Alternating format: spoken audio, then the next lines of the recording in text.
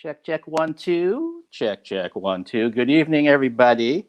Happy Friday to you. And this week has been kind of lots of ups and downs for myself personally. A lot of really good things that I'll talk about in a second.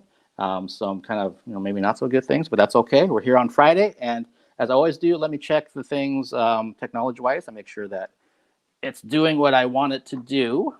And then we're going to get started. And let's kind of see where we're at here. Dun, dun, dun. And, I realized that I started about 30 seconds early, so let me give it a little bit more time. Seeing something good right now. And there it is. Dun, dun, dun, dun.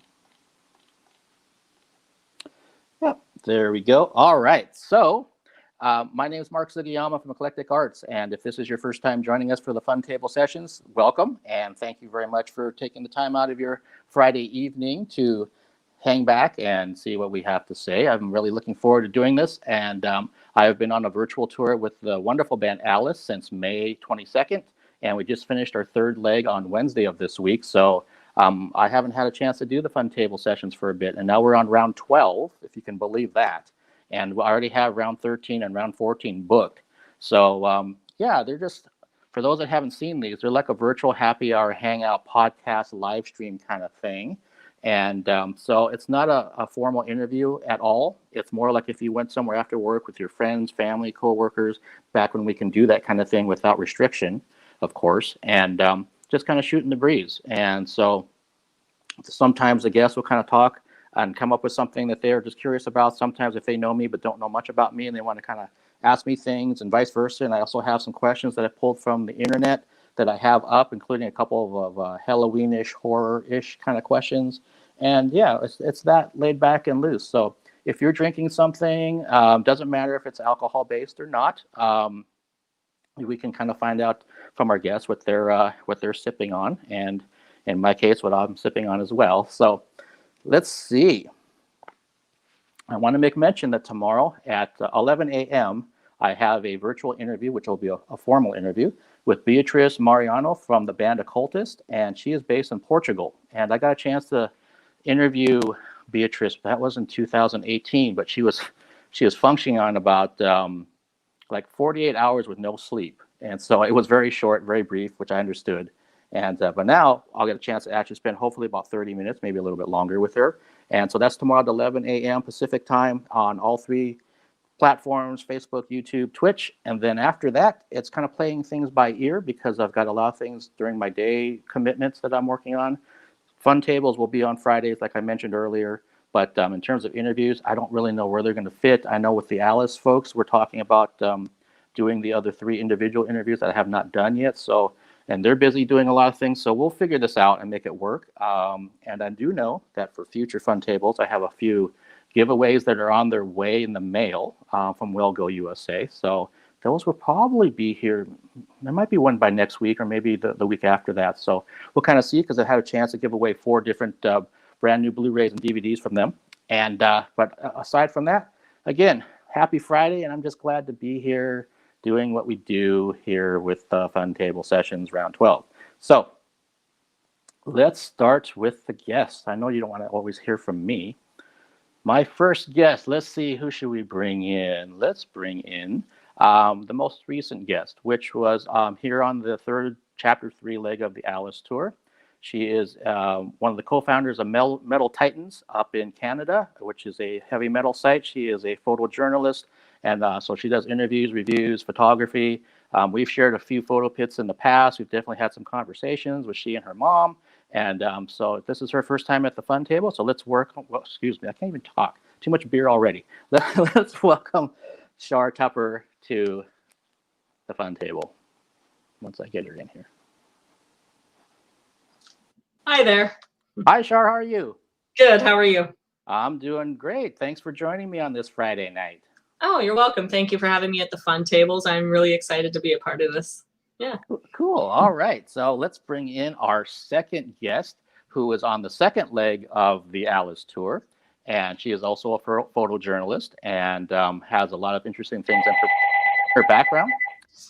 Someone's. Sorry. Give me 2 shakes. Okay, no problem. So let's please welcome Lisa Hagen Glynn, if we can hear me over, over that. Sorry. No problem. It's like the rare time I get a phone call in the house. Hi, Lisa. Hi, Mark. How are you? I'm doing good. How are you? Doing great. Thanks. Thanks for thanks for joining me. I wonder if this really is 3.4% alcohol. I'm kind of learning about this now. Maybe but no, 34, huh? yeah. It's making me a little loopy or something. But no, thank you so much for being here, and I'm really looking forward to having you be a part of the fun table tonight. Really appreciate it. Glad to be here. Cool. And for those out there that have been reading my blog posts and kind of know that once the pandemic started, I was looking to, how do I keep Eclectic Arts going? And so I kind of reverted back to what I did in the old days, was doing writing and written interviews. So this third guest did an amazing written interview with me. And we kind of have a little bit of an in-joke that when we see each other, it's basically like at New Year's Eve for Thunder Pussy shows. And last summer in 2019, I did see her at Rodrigo and Gabriela at the winery. So I was kind of looking across the way. It's kind of like, is that her? What's she doing here? Is Thunder Pussy coming on soon or something? She is an amazing photojournalist as well. So let's bring in Christine Mitchell to the fun table to complete the guest lineup. Here we go. Howdy. Hi. Hi, Christine. How are you? Doing good. Thanks for having me on. Yeah. So, is Thunder Pussy coming on in a couple hours, or what's going on? Oh my gosh, I wish. That'd be awesome.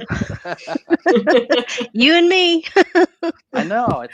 There's all these things about because I started thinking about with the holidays coming up and everyone's kind of trying to figure out what they're going to do and how they're going to pivot or whatever. But I started thinking about New Year's Eve. I was like, oh my gosh. I know. That's where I've been for like the past 4, if not 5 years. So yeah, it's gonna be weird. It is, and I think for me it's been like maybe the last 3 New Year's Eves I spent with the band and you and the other kind of brethren that we know that are always at those shows, and it's like, okay, I guess I'm doing something else, and I don't even know what that is. Yeah, that's a really good question. Like, I mean, I know that it's a thing, but it hasn't really like, what am I going to do? What do you do when there's no Thunder Pussy New Year's Eve? I'm not sure. Yeah, maybe watch a concert if there's on YouTube. That's a good call. I was gonna say that's a good call. Do a live stream. That is a good call. Yeah. I don't know. Maybe for all I know, I'll end up doing a fun table session on New Year's Eve or something. It could be Thunder Pussy themed. It could be. Right? Good idea. Yeah, I like that idea. It's been something where you just have to kind of pivot and see what you're going to do. And I know had Alice not asked me to be on their virtual tour, I wouldn't be doing any of this stuff. That's just not something that I was doing prior to it. And then I wasn't even sure I wanted to do it with them. And then once they kind of kick things off, it's like, oh, this is pretty cool, and I'm liking this. And it just kind of turned into something much bigger than I ever would have imagined. But let's kind of, before we keep going, I see we already have some viewers and that kind of thing going on. What are people drinking right now? Well, I'm drinking from my water sippy cup at the moment. Okay. And I also have a secondary drink of cream soda. Equate Walmart brand. Ooh. I'm really setting the bar high here, so no pressure, anyone. Good. All right. Well, I'm having a handcrafted cocktail. It's a Moscow Mule. I have a really great husband who cooks, and so he actually takes ginger and distills it down into simple syrup. So we have some of his simple syrup in there, ginger simple syrup, and it's really tasty. Wow, that sounds awesome. Yeah, I'm lucky. Nice. So I have here the Bale Breaker Top Cutter IPA. So this one's out of Yakima, Washington, where I've got some roots. So it's Nice. tasty. Nice. Yeah, I am familiar with Bale Breaker. When they first came on the scene, their IPAs were highly sought after over here on the west side. Absolutely. And it's just grown and grown and grown and gotten huge. Yeah. Nice. Very good. And I see Mhm. Arlene saying she's drinking red wine. So welcome, Arlene. Oh my gosh, Arlene. She's my buddy. Arlene and I, before I was a photographer, I was a writer before. And Arlene was my buddy, so she would do all the photos, and then she ended up moving to New Hampshire, and that was like right around then was when I started doing photos myself. So hi, Arlene. Hello. Awesome. Oh, That's cool. And I forgot. I'm drinking. Oh shoot! Let me grab the. I'm drinking Foggy Noggin's Blackberry Bitter that Jim gifted me, which is awesome. And thank you so much, Jim. If you happen to be seeing this now or later, I really appreciate it. And it's you can taste. Blackberry is not a strong flavor, so you get a little taste of it. But it's working out really well for me. Oh boy. Nice. So let's see. Let me ask this before we actually get into some other things.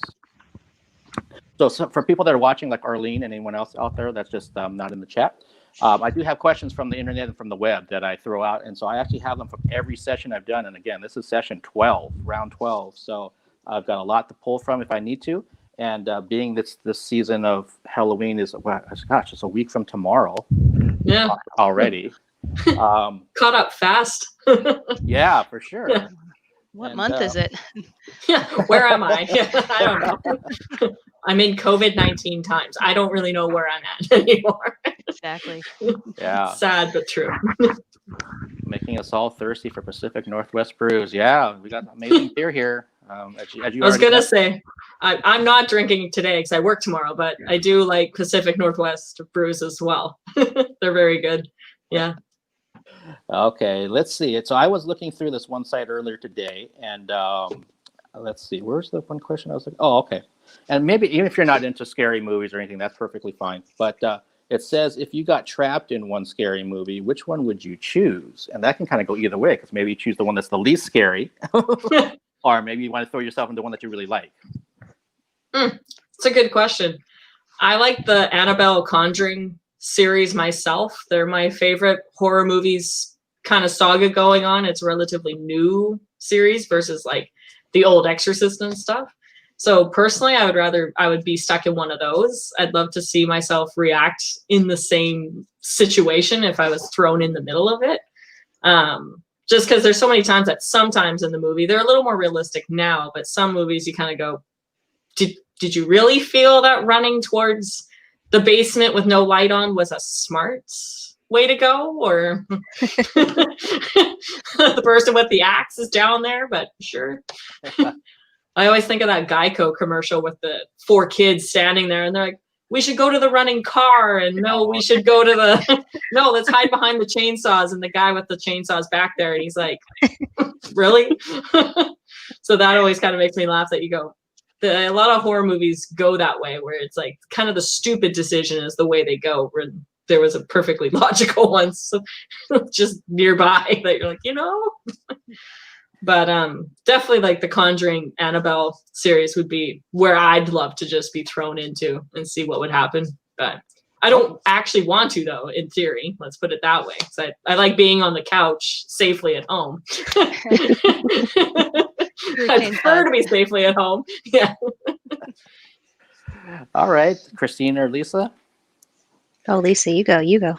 Ooh, this is a tough one. We actually every October watch scary movies. It's a thing that we do. So we'll order them in advance on Netflix or find them online and get them at the library, anywhere that we can find some of the classics and then some of the new ones. So I've been watching a lot of them lately. I think I would choose the original Wicker Man, which I finally saw a few years back and just loved. It was so creepily idyllic up until the very end, and so I could I think enjoy it up until that point. Nice. The rolling green hills and the songs and all of that. So yeah, original Wicker Man. Okay, cool. I haven't seen the original one. I've only seen the Nicolas Cage one. Oh yeah. I think I'm probably the same. That's not the same. I was like, Yeah. that's not the same. Yeah. Worth a look for sure. Yeah. Okay. Yeah, I'll have to check that out. Okay, I suppose it's my turn.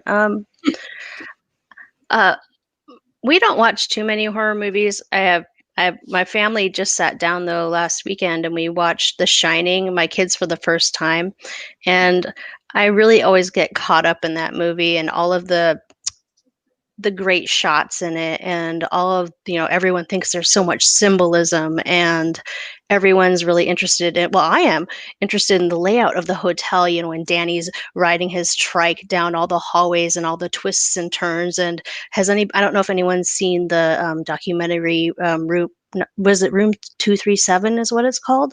And it's like all these tinfoil hat people who think that Kubrick's trying to say that the moon landing was faked and in the movie. And it's just, I would love to just get into that set and explore that hotel. I'd like to go into that hedge maze and explore it.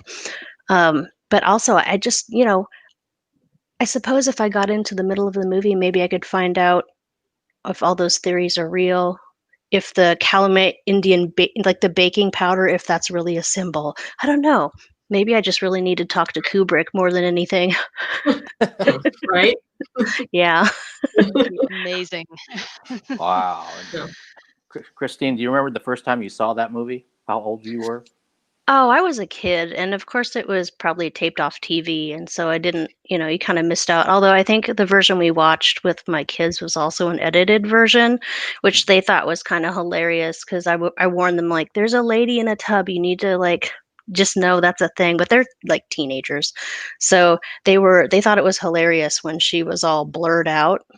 My Oh, oldest, yeah, my oldest was like, she's an alien. She's just an alien. Like, no. no. Yeah.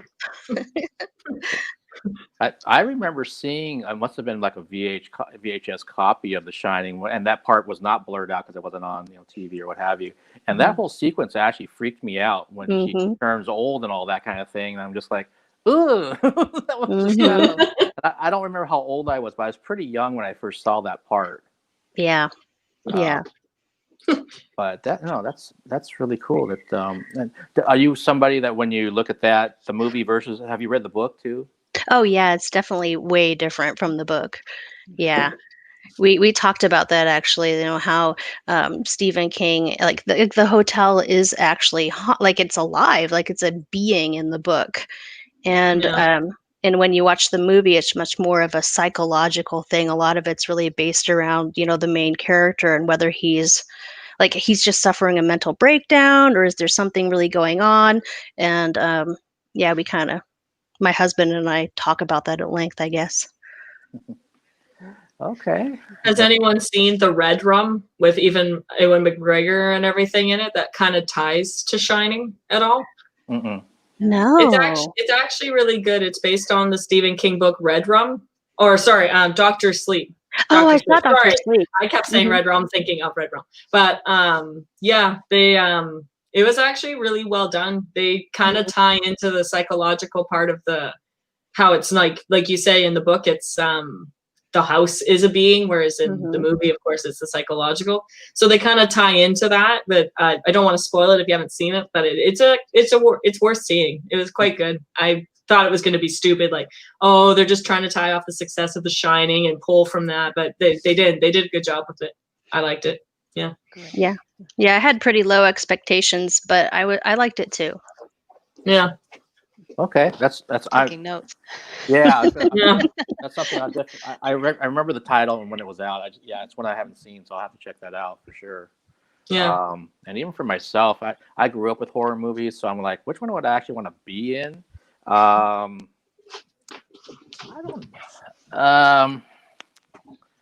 don't. I mean, one of the earliest ones I remember was the original Friday the 13th, and we saw it on a pirate dish with a bunch of snowy picture, and you couldn't really know what was going on until, of course, when the killings happened. Then it got really clear, and you could see everything. And then it went back to being snowy, and then when he jumps out of the lake at the end, it scared the crap out of me because I think I was like 12 or something at the time, maybe not even 12. So, but hopefully I would be maybe like the smarter counselor. That's there. Right? You want to be the smart character. That's just the main Yeah. goal. No, as soon as something weird's going on, I don't even care if someone dies. I mean, it's like, it's just a weird feeling. I'm out. I'm Right. leaving. You guys can fend for yourselves. I'll call the parents. Come pick up your kid or something. I don't want to be around there. Good luck, guys. Gotta go. Yeah, I do love the woods and the outdoors though. But anytime I kind of hear something kind of weird, especially if it's at night, if you're outside, then my mind starts rambling and getting carried away and start thinking about all those things that I saw growing up. It's like, is there somebody out there? Know what's going on? Do I go over there? I'm not gonna go. I'm not gonna go look, but I'm kind of wondering. So. Well, you think of stuff like Evil Dead and the tree's alive and like breaks the one, and you're like, well, that's it. Could get killed and murdered or raped by a tree. You never know what could happen. I don't know. Yeah, it's kind of scary to think about when you put it that way. And I can't run fast at all, so I'll be an easy target. So. Oh no, I'm not athletically inclined. If my camera falls, I'm going back for it. I'm not gonna. I'm like, no, my baby. Relatable. No. I know how much that baby costs me. Not leaving it behind. No. Mm-mm. Well, that's a good segue. I mean, again, for people that are watching this, they know that one of us, all of us, some portion of us are photojournalism. We're into the media side of things, either from writing, taking photos, all of the above. And so maybe we kind of go around. I'm terrible with doing the pointing thing. Let's kind of maybe go down to Christine. I can't figure it out either. And if you could just kind of tell people out there that aren't familiar with what you do and how you got started in the media side of things, and then we'll kind of go around the table here. Oh yeah. So like I said, my gal pal Arlene, she started taking photos for Seattle Music Insider, and wasn't so interested so much in the writing side. And I said, well, I love shows, I love music, so and I love to write. So we teamed up and started going to shows together, and I wrote reviews. And then she would do things like she got a second camera and she'd hand me her camera and be like, oh, here, just fool around with this for a little bit. And then I ended up going to Sasquatch with her with the intention of writing, but with a side job of helping the main photographer for the festival. I would pick the pictures that I thought were best that he took so that he would edit the ones that I picked. And I brought my camera because I knew all these journalists and media people. I thought, well, I'll just take pictures of my friend. And the festival photographer started sending me out to stages, which was not what I like. You don't know that I don't know what I'm doing, right? So, started taking pictures of like the smaller bands at the smaller stages, and it kind of snowballed from there because I was sitting next to Dave Conger, who does a lot of stuff for iHeartRadio. And so he somehow, I don't know, it's like there must have been something there, because he asked me then to cover Capitol Hill Block Party. And so I had to watch some YouTube videos. Literally, that's what I did to learn how to use a camera in manual. And, just jumped right in and did it. And it's been a real fun ride from there. I've been working for festivals pretty much ever since then, and going to big shows, going to small shows, doing it all. It's been a really fun 7 years, I guess. Yeah. Yeah, no, that's amazing. And I want to kind of ask this question before we move over to Lisa. But Christine, how have you been handling this whole pandemic time, not being able to shoot shows and write about them and that whole thing? Well, I'm kind of like on the writing side. I'm kind of more tangled up with my kids because they're all doing online school. So, I'm working with my oldest, who's in Running Start and taking English, and so we go through their writing and go through my youngest's writing and word definitions. But on the photo side, I have been able to do some streaming gigs, which is really cool. I think people are like, oh my gosh, Christine loves taking photos and loves music so much. Let's get her in here. And it's been really a nice thing. So doing stuff up in Everett for a small venue called Black Lab Gallery, one of my favorite venues. It's tiny, it's intimate, and everyone's friends there. And then last night I was down at Grounded for Action S. They did a live stream, and we just love each other. We're great friends, and they asked me to come on down, and it was great. Oh, that's nice. I didn't even put two and two together because I've seen some of your shots, and I'm kind of like, are those old shots? I didn't look into seeing like where they were from, and now I realize that you're shooting the streams. Okay. Yeah, and so it's been interesting because I masked up the whole entire time, so it's nice and sweaty and moist. I'm not used to this microphone, sorry. And but but at the same time, it feels a little bit naughty because not everybody, well, basically nobody gets to do this anymore. But also I use my really long lens, so I'm pretty far away. I'm shooting from behind the bar of the place that I shoot at. So it's different, but it's been a real salve for my soul. Yeah, no, I can imagine. That's awesome that you get the opportunity to do that. Mm-hmm. Yeah. And The sweat must feel like back at being in a photo pit. A little The little different. condensed sweatiness. A little You're like, oh, I different. feel back to normal a little bit. Yeah. Feeling around in the dark for all your gear. Yeah, it's just like, oh Yeah. god, Lens cap. I was like, yeah, no. It's like, this bag is so heavy. Yeah, I'm not used to carrying the weight anymore. My shoulders are like, woohoo. Happens quickly. Yeah, it adjusted to no weight very quickly. Yeah. Yeah. yeah, let's go on over to Lisa. Great. Well, I've been taking photos almost as long as I can remember, since the mid 80s approximately, but music didn't come along until later as a topic. So I guess it would have been late high school or so.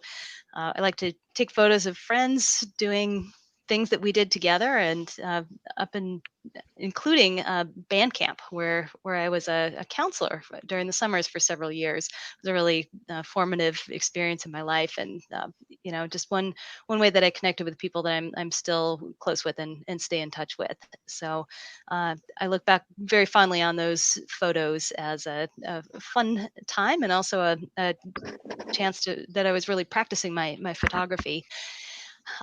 In college, I took pictures of friends' bands. We had a great music house when I was at the University of Washington. So we had a jazz house kind of up in the Roosevelt area, and just a bunch of roommates. And I'm now related to most of them, so it's another long story, long and sordid. But yeah, that's how I got into music photography originally. Took off a lot of time from photography during graduate school, and actually came back to it just as I was wrapping up my studies. I finally had a chance to get back to shows, to do anything other than papers and research and studies. And so it was a really rewarding way to tie together some things that I'd been missing for a long time. I didn't start shooting for publications until quite a bit later, so just in the last several years. And it's been such a cool experience. I just can't tell you what that's been like, getting to be there, up close next to people that I've wanted to see live since I was a kid in a lot of cases. And for me, photography is a way of making the moment last a little bit longer, taking it away, and being present in a really different way than as an audience member. So that's one way that I incorporate it. My partner is also a jazz bassist, so that gives me great access to the jazz scene, and we've got lots of friends there that I just adore. And it's been really strange not getting to see that community very often. They're of course live streaming, but have also been really cautious about things like social distancing. We have a very large age range within that community, and so there are people who might be at risk. So it's been a little harder to jump back in. Mm-hmm. Yeah. No, that's. It seems like I think all of us are probably like-minded that are here right now talking about this kind of thing. Not only because of the media side, but also the precautionary side. I know for myself, I'm a moderate risk because I have a compromised immune system. So as soon as this stuff happened, and then I got sick for 6 weeks back in March into April, and they wouldn't test me because my breathing was okay, but everything else was terrible. It became very real to me. And then, not to get too serious, but then we had some issues with some of our family members that got sick with it, who actually got positives and things of that nature. So anytime I see something where someone's not taking it seriously, it gets under my skin, because it's like, look what happened to me. What do I need to do? Please? Is that someone? Oh, that's my kiddo getting some Cheez-Its. I can mute myself here for a minute. It's all right. Here, let me save you all. It's too bad we weren't talking about the ghosts, like, horror movie situation, because that would have tied in. Yeah, I'm like, sounds like something's running down something, or like, what? Are we in a movie? Are we in a combination of all 4 movies we chose? No, has COVID taken life form or something? It's now a being. Oh God. Okay, it's over now. Okay, yeah, no problem. That's the fun of being live. It's okay. I already christened it by the phone ringing. So first 2 minutes in. True. And I don't know if you guys heard a knocking noise a little while ago. That's my fridge dying. Oh, It's dying. Oh. Yeah. So new one's coming someday. Well, soon. Hopefully this weekend. Rest But in peace. Yeah, in pieces. It's like a cage match, but like 2 Oh, God. actual cages inside my fridge. Oh. rattling around. Whatever cage survives, there'll be a cage that's rest in peace and gets buried, and then there'll be one that survives. It's a duel. Yeah. What's going on with the appliances? Because my washer crapped out a week ago, so it's literally out on my porch right now, and it's going to be getting fixed in about a week. So I was luckily at my parents' place doing wash literally today, like I was back in college with a big old bag of stuff. So I'm like, oh my gosh! So we got a fridge. Flashback Friday. Yeah, gosh. And it's hard to come by. Yeah, they are hard to come by. Yeah, we finally found a place that had a fridge we liked in stock, and we're just waiting. Like, please bring before the fridge dies, because that would suck. Yeah, no kidding. Looks like we're just eating granola bars and crackers, anything non-perishable. Cheez-Its, apparently. Cheez-Its. Yeah, we've got lots of Cheez-Its. Now we know what that sounds like too. So. Yeah, now we know. Now we know on video what that turns into. I laughed kind of like even like a little bit of extra, because when the last place I was working at, I was eating Cheez-Its and bananas for lunch, and it got to a point where my coworkers would actually like bring me boxes of Cheez-Its Oh my God. and bananas, because they just kind of, Mark, I saw that you're getting kind of low, so I brought you a box and I got it from the store. At least they care. They're concerned and care. Yeah. Yeah. So I know what's coming for my birthday. Yeah. Char, let's go up to you. Let's talk about your background and how you got into this crazy world of media stuff. Sure. Basically, if we're basing it on my photography side, I started doing it in 2007. Starting very similar, where everybody kind of shoots their friends' bands from the beginning, from the local scene. Got an opportunity from a friend of mine who is in the band Behemoth from Poland. And they actually, I met the singer through a show before I started doing photography. And then I kind of shooting the breeze said, well, you know what's on my bucket list is I really want to photograph you guys. You're my number one on the list. And he said, well, why don't we just make that happen today? And gave me a photo pass. And before I knew it, that's all it took. I fell in love with it, of course. And bucket list number one crossed right off. Had to kind of reformulate the bucket list right off the bat there. So then, of course, photographed them and then got in contact with other people on different record labels, different bands, different all kinds of people from the metal rock industry. And then it just took off.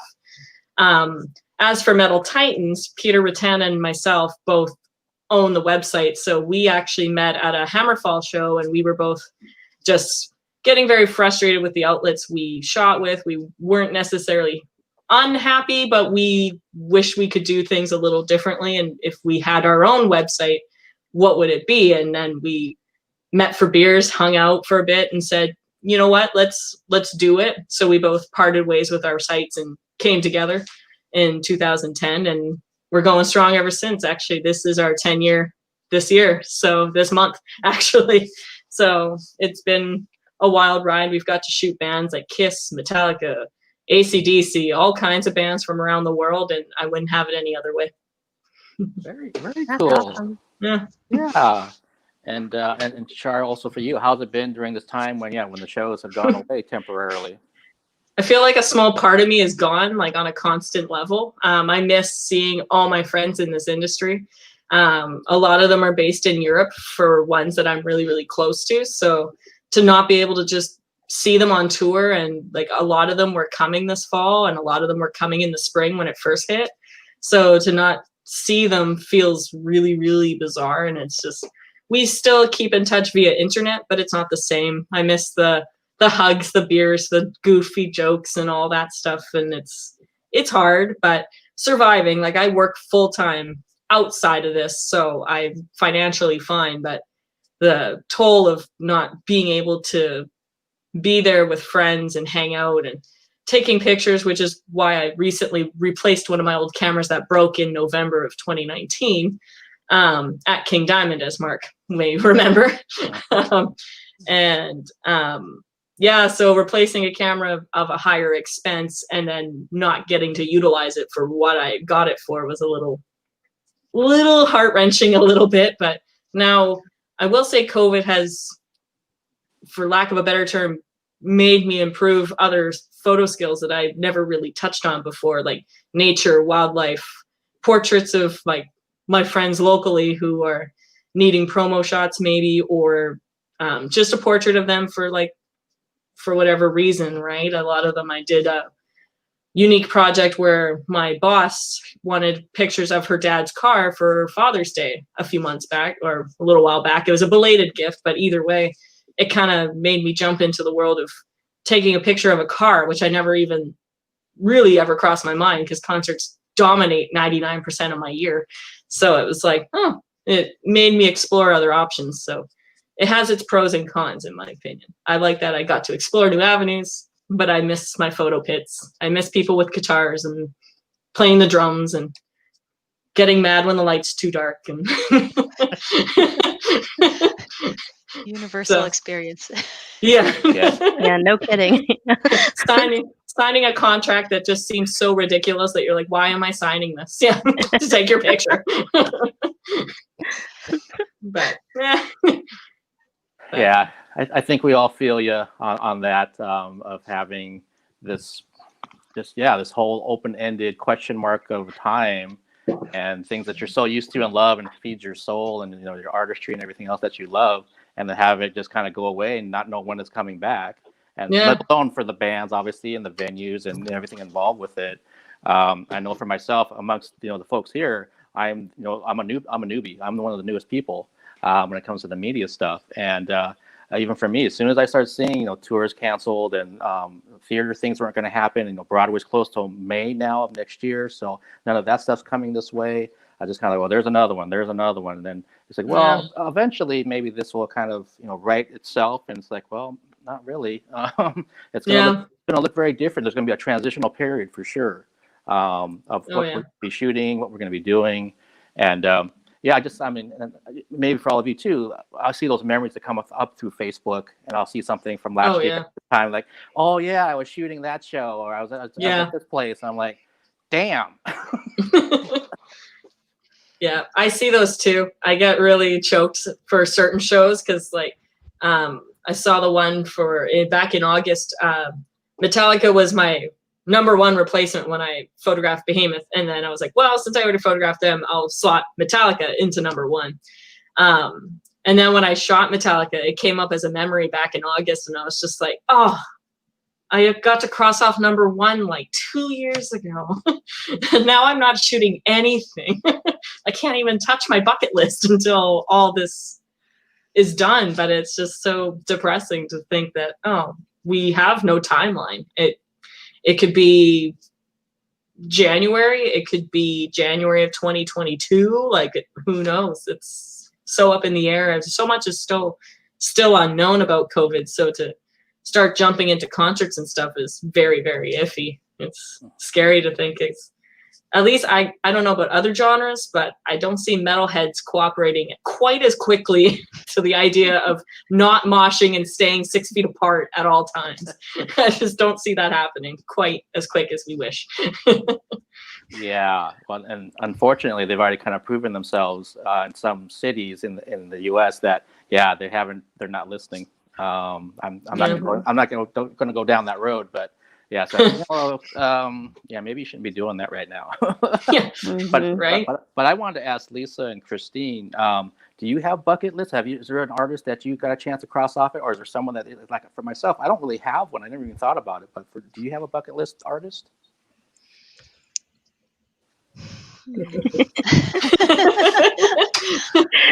It's really hard. It's really hard to have a bucket list. Yeah. I don't know if I would say a bucket list, but absolutely, people whose music have really influenced me at different times in my life, and almost everyone is special in some way. I had mentioned when we spoke before, Mark, Herbie Hancock had been someone on my list on the jazz side, and that was amazing. Let's see. This past year, Tom York was someone that I had wanted to see. This was solo, not with Radiohead, but wow, they're right there. People from the jazz world, certainly, just some legends that have come this way. We're very lucky in Seattle to have the scene that we do, and so I guess I would say an informal bucket list, but it always feels cool to be there to experience it. And I'm also surprised sometimes by how meaningful some of these shows end up being. Didn't know how I would feel when I got there, and wow, this is really cool. Yeah. So, yeah, I don't know. How about for you, Christine? Actually, this morning I had a Facebook memory pop up for the Who show that took place a year ago at T-Mobile Park, and I tried shooting them a few years back when they came into Key Arena. They're a band that I've loved since I was in high school. I was obsessed with Tommy in the 90s, which is, I don't know if that's weird, but I love the Who. Yeah. I got denied to shoot them at Key Arena, and then I kind of weaseled my way with my husband into buying myself a seat in the 8th row and sat and watched the show and loved it. And when they came back to T-Mobile Park, it got postponed for a year. And I didn't think that I was just like, they didn't let me in last time. Why would they let me in now?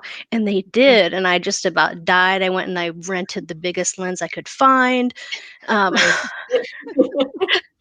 But I was just reminiscing to my husband about this show. He's like, oh, okay, you're feeling nostalgic about music, aren't you? But it was such a great show, and I love them so much. So yes, number one on my bucket list. I finally crossed it off 1 year ago. That was an awesome show. Pete Townsend wore the boiler suit. I was wearing a boiler suit. It was perfect. Nice. Awesome. That's awesome. I love hearing those kind of stories when basically a dream comes true. When that bucket list moment happens, or several people on your bucket list. But yeah, I guess from the photography side, at least for myself, I have to think about it because I don't really know. I consider myself a writer and an interviewer first, so I guess I'd have to look at from that. Who would I want to interview for a bucket list or something? Yeah. And that's right. Somebody asked me that when I did an interview. One of the people was Annie Lennox, because I've been a huge Eurythmics fan all my life. And I saw them in 1986, and it completely changed the direction I was going musically, because I was basically just a metalhead, and then started branching into other things when I started playing guitar. But that band and the songs that they wrote and just everything about her always stayed with me. So I'm like, wow, if I ever got a chance to, just have even 5 minutes to talk with her, I'd be like, I would be floating on air for the next month. Where's Mark? Yeah, he's just floating around. Yeah, just kind of look up around. Just look, he'll be there somewhere. He kind of drifts around the room, so just have like a string that an anchor there, so we don't lose you completely. or float into the next state somewhere. I don't know. Yeah, it's a little surreal. I know. I guess the same thing would be when I met Jeff Bridges. It's just like I had all those movies going through my head when I see that he's coming toward me. It's kind of like there's the dude, and there's from Starman, and there's all these things, and then he couldn't have been nicer. So that just solidified my I'm such a fanboy for life now because of how cool you were. Because you always hear that thing about never meet your heroes, but in this case, it's like no, meet your hero because he was so awesome, and it couldn't have been nicer. And but that was even when I think back about it, that was like 6 years ago. That's like how did that happen? How did that happen? Right. But I'm so grateful for just being a part of this, the media kind of thing, and how it these opportunities happen that we all know about and love and cherish, and those are memories I'll never forget. For sure. Well, and Jeff Bridges just got diagnosed with lymphoma, was it? Yeah. Yeah, which is a shame. Yeah. Hope he pulls through, but I don't know the statistics of lymphoma, but you hope he pulls through. Yeah. Yeah, for sure. I remember seeing that, I think through social media or something this week. And I'm like, just hope that, they caught it early and, they get the right treatments and that kind of thing for him. But, I'll always have that memory, and you can't take that away from me. No, exactly. I had an experience at the NAMM convention a couple of years ago. Not like a dream person I ever thought of meeting, but a friend of mine was just standing there. We're talking, and a gentleman comes up to me. He goes, "Hey guys, how you doing?" And we're like, "Good." Oh my God, it's Billy Bob Thornton. We just looked at that. Had to do a weird double take. We're like, did Billy Bob Thornton just say, "Hey, how's it going?" We're both sitting there eating soft serve. It was just the weirdest moment.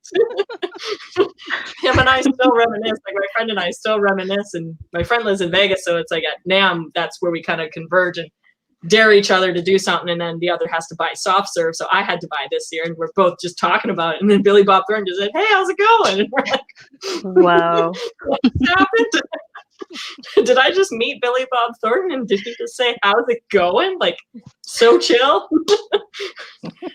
He had 5 security following him, trying to catch up to him. He was so fast. Oh my God. It's he was running a marathon through the convention. I don't know. But it was just a super funny experience. That's cool. And Lisa and Christine, is there anybody that you've had a chance to meet in person that of any stature that you're like, wow, this is just an awesome experience? Well, once I had to take the gals from Luscious Jackson to the bathroom. I mean, I don't know. I mean, we were at Bumbershoot.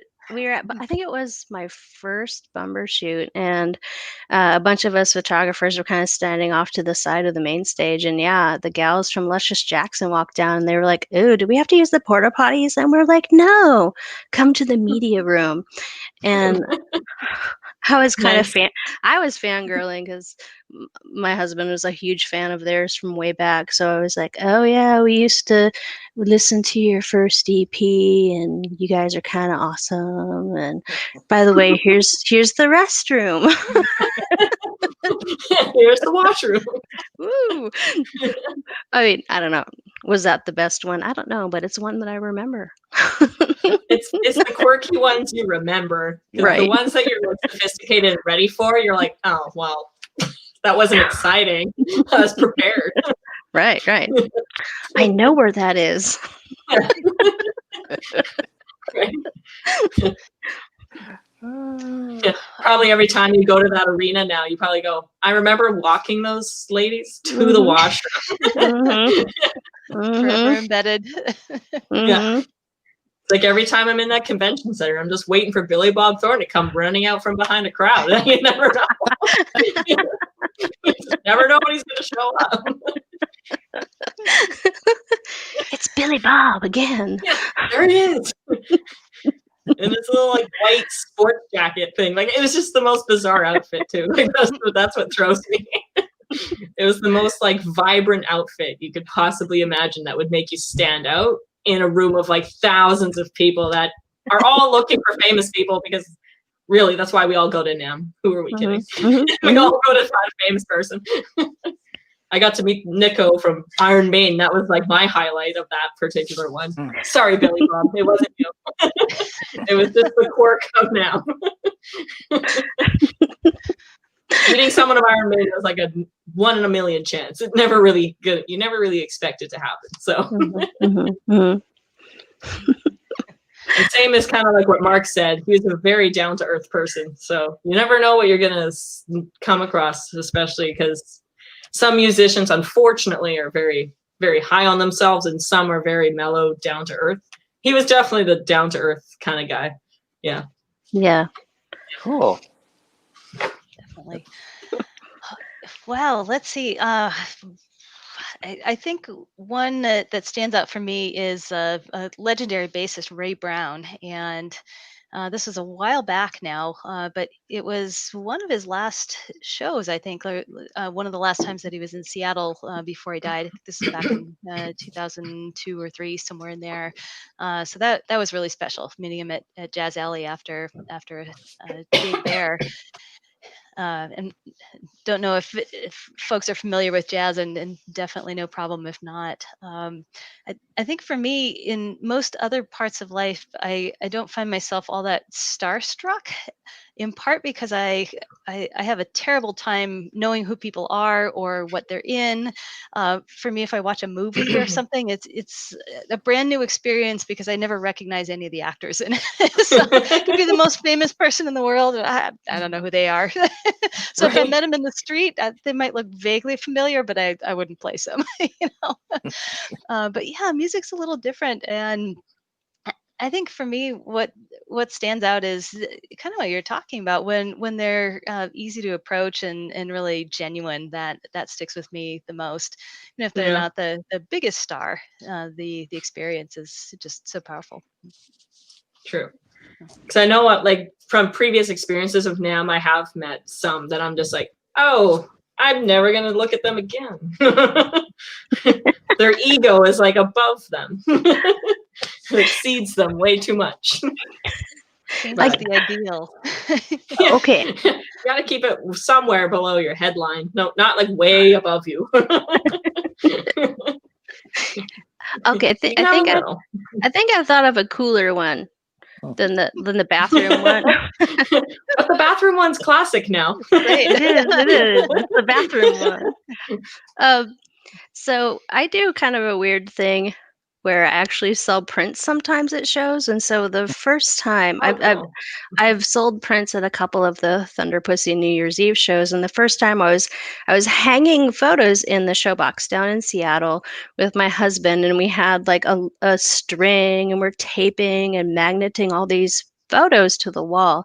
And Mike McCready walked up, and he's a huge fan of the band and helped them release a single through his label. And he starts looking at these pictures that we're still putting up, and he goes, well, I need 3 of these ones here, and then I need one of that one. And I'm like, oh, okay, you're gonna have to wait a little bit. like I'm right in the middle of putting this up. Like, could you come back like in an hour? And he's like, okay. But he did. He came back, and he came to my little table, and he went through all of my photos that I had out of different bands, and he was super cool. And he's like, oh, what band is this? I'm like, oh, that's Naked Giants. And what band is that? Oh, that's Monster Watch. And he was super nice, and we talked about kids, and he talked about like he had a son in diapers, and I was like, oh yeah, I totally get that. Mike McCready of Pearl Jam. But yeah, it is true. Like, it's just people. And Mike is super nice, and it was really cool that he like talked to me, and it was weird that I had to like tell him to go away, but I he's an respect awesome you, guy. but Yeah. I respect you, but you need to go away for about an hour. I wonder if I kind of like that anonymity, though, for a change, because I imagine it might get old being recognized everywhere you go and getting special treatment. Yeah. Well, there was one year, it was like my first year I went to the NAMM convention, and I happened to walk up, and I just saw the glimmer of my, like, corner of my eye, I looked and kind of looked back, and I'm like, oh, it's Rob from Metallica.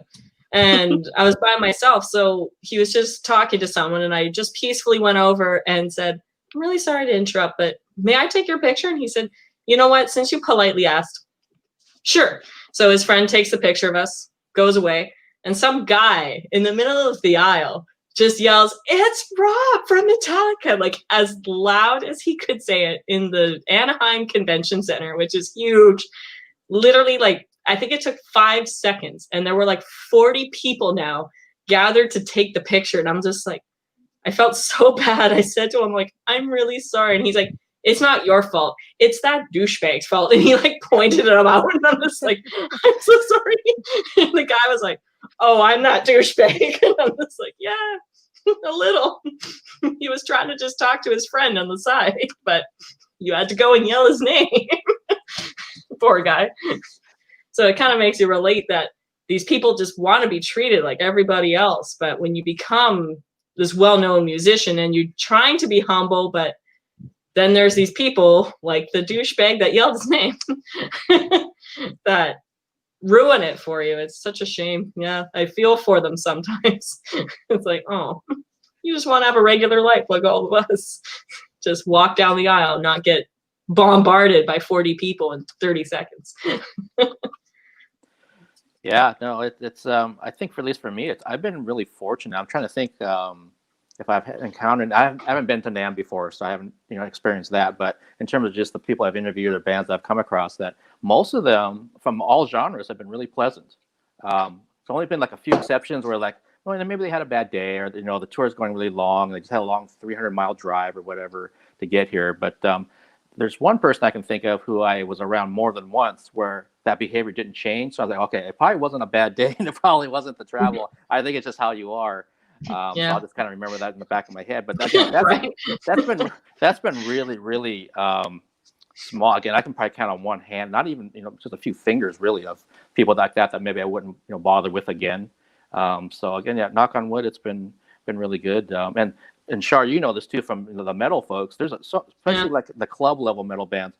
They're so down to earth for the most part, and they're just like you and me and the fans. They just happen to be on the stage, and when they're off the stage, they'll come talk to you forever and sign stuff and pictures, and they don't care, and maybe have a beer with you.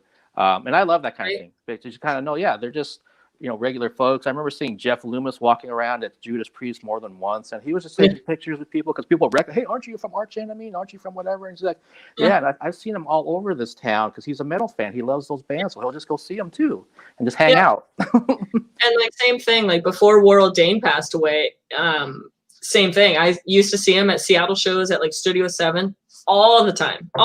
He was there at every show. Super humble, super nice guy. Same thing, like they're just so down to earth. They don't care if you come up to them and just shoot the breeze with them for a few minutes and say, hey, can I take your picture? They're so nice. It's when they start to get to a really big arena level that you may not get that anymore. But a lot of the times too, they're still a bit more humble. They just don't have the time anymore because they're busy loading out into semis and stuff. Like for Slayer, for example, before they retired, it would be like, they're probably still pretty down-to-earth guys, just when they play arenas, you're busy loading in and out so quickly, you never see them. It's a shame, right? Yeah. But still working. Yeah, still working. Yeah, working hard. They have new responsibilities when they get bigger and bigger and that kind of thing. I completely understand that. I think it does go back to just being respectful when you approach somebody of any level. And if you're respectful, then I think you're probably going to get a pretty good response out of somebody. If you're like pushy or you've been drinking too much or whatever your issue is, then maybe you won't get a really good response depending on what you ask them. So I've seen a lot of the been drinking too much things at the club shows and stuff. Oh my God, so many things that you hear people say or you see some people act to them, and you're just like, okay, you need to take like 10 steps back and go away. You're embarrassing me, and I'm not even in the conversation. So it's like, step back. Which, not to jump on the groupie bandwagon, but some of the women in metal some women can be very, very pushy if they're a groupie of the band or something. So ugh. It's some things they really push themselves on. It's kind of scary. I'd hate to be the band in that situation. Wow, I haven't been paying attention to that when I'm at shows about that angle. If someone's Yeah. looking for that kind of thing from a band member or backstage or what have you. Yeah. Probably just oblivious to it. I don't know. I would definitely say it's more the extreme metal bands than you really see it in the rock and stuff anymore. It's a little more respectful. Now, in fairness, when I shot Motley Crue, that was a whole other story. It was like every woman in that audience went back to the 80s. And they're like annihilated. Actually, I shouldn't say just ladies. It's men too. They're all wasted. We had to shoot from the soundboard. So people that were sitting in the rows in front of us, like all of us photographers were so sick of the end of 3 songs. Every second was like, take my picture. Yeah. And people lifting their shirts. And I'm just like, I don't ever want to shoot Motley Crue again. I don't ever want to be in this area ever again. I respect them, but oh my God, I couldn't handle the fans every 2 seconds. If we were in a pit, that would have been different, but soundboard, you're right where people can come right at you. So you're just like, oh, please no, please just leave me alone. I only have 3 songs to do this. I mean, it is interesting. Like, I shoot a lot of different kinds of music, so the fans at different kinds of shows are really interesting. Like, if you go and shoot EDM, like everybody's going crazy and they love shots, and actually, like, the venues love to have shots of people having fun. Or Capitol Hill block parties, kind of the same way. It's all about like getting the lifestyle shots, and the people dress up and they want to have their picture taken. Yeah, a lot of regular rock shows, maybe not so much. Metal, yeah. Yeah. So, Metal, yeah, you get the ones that want their picture taken, but then there's the obnoxious point where it's just like they keep asking, and you're like, I have a lens this big, like I can't even fit in the screen how big the lens is. I'm sorry, you're too close to me to take a picture, so Yeah. I'm really sorry, and I only have 3 songs, maybe after, but please try to just understand that you've had too many drinks to understand. Oh man, at like the little club shows I do all the time, if someone says, hey, can you just take my picture or something, I'll like, and if someone is like at a Monomarth where they're a Viking themed band and someone's dressed in garb, I'll just be like, hey, do you mind just taking a shot, stopping for a second and just let me take a shot of you? And they'll be like, sure. And it gets in the gallery, right? It's just that kind of camaraderie in this industry is very, there isn't a lot of bands that you could do that with in metal. So it's nice to do. Nice to kind of freeze the moment when you can. Right. Yeah. Motley Crue, there was too many. There was thousands. It just wasn't going to happen. It just wasn't going to happen. I have to make a confession that I don't think I've ever shot a metal show. I'm going to have to add that to my new bucket list, I guess. Okay. Lisa, you have to shoot Guar. Yes. Oh, yeah. Post-COVID. I will meet you in that pit, and it will be hilarious. Wear all white. Yeah. I always had a bullseye on the back of my shirt when I shot Guar. My camera was well protected, but if the cannons came at me, I would turn, and then all the other photographers would turn at me and then just take my picture. It's usually funny. I've seen some great shots from Guar, so yeah, I'll put it on the list for sure. Yeah, that's a lot of fun. Yeah, I think I've shot them 3 times now. It's definitely worth the effort. It's just always a shame because it's always in the fall, so you get covered in stuff, and then you're like, step outside and it's like 4 degrees, and you're like, I am freezing out here. This was like August, maybe. I have to admit, I was a total weenie, and I like read all the things, and I covered my cameras like in plastic bags with rubber bands, and then I like brought a trash bag that I could put a hole in to put over my body. And then I got there, and the other photographers are like, "What the heck are you doing? Like, do you know? Do you know that if you do that, they will shoot that stuff right at you?" They do. So I was like, "Oh, okay." They aim for the overly protective ones. Yeah. Yeah. And it was course. true. Like I backed off and I was totally fine. Like, Yeah. I mean, I definitely like when I saw them raise up the, what do you, the things that they raise up. I call them cannons. I think they're Yeah. like the cannon. Yeah. I mean, they're cannons, but they don't come out of a cannon place, or maybe they do. I don't know. But anyway, that's when I moved to the side of the stage. Right. Usually too, when I used to shoot guar, I would study like video, like online footage people have filmed from the tour of previous dates. So you can kind of go, okay, song 2 is when they have the cannon. So you kind of step to the side. Yeah.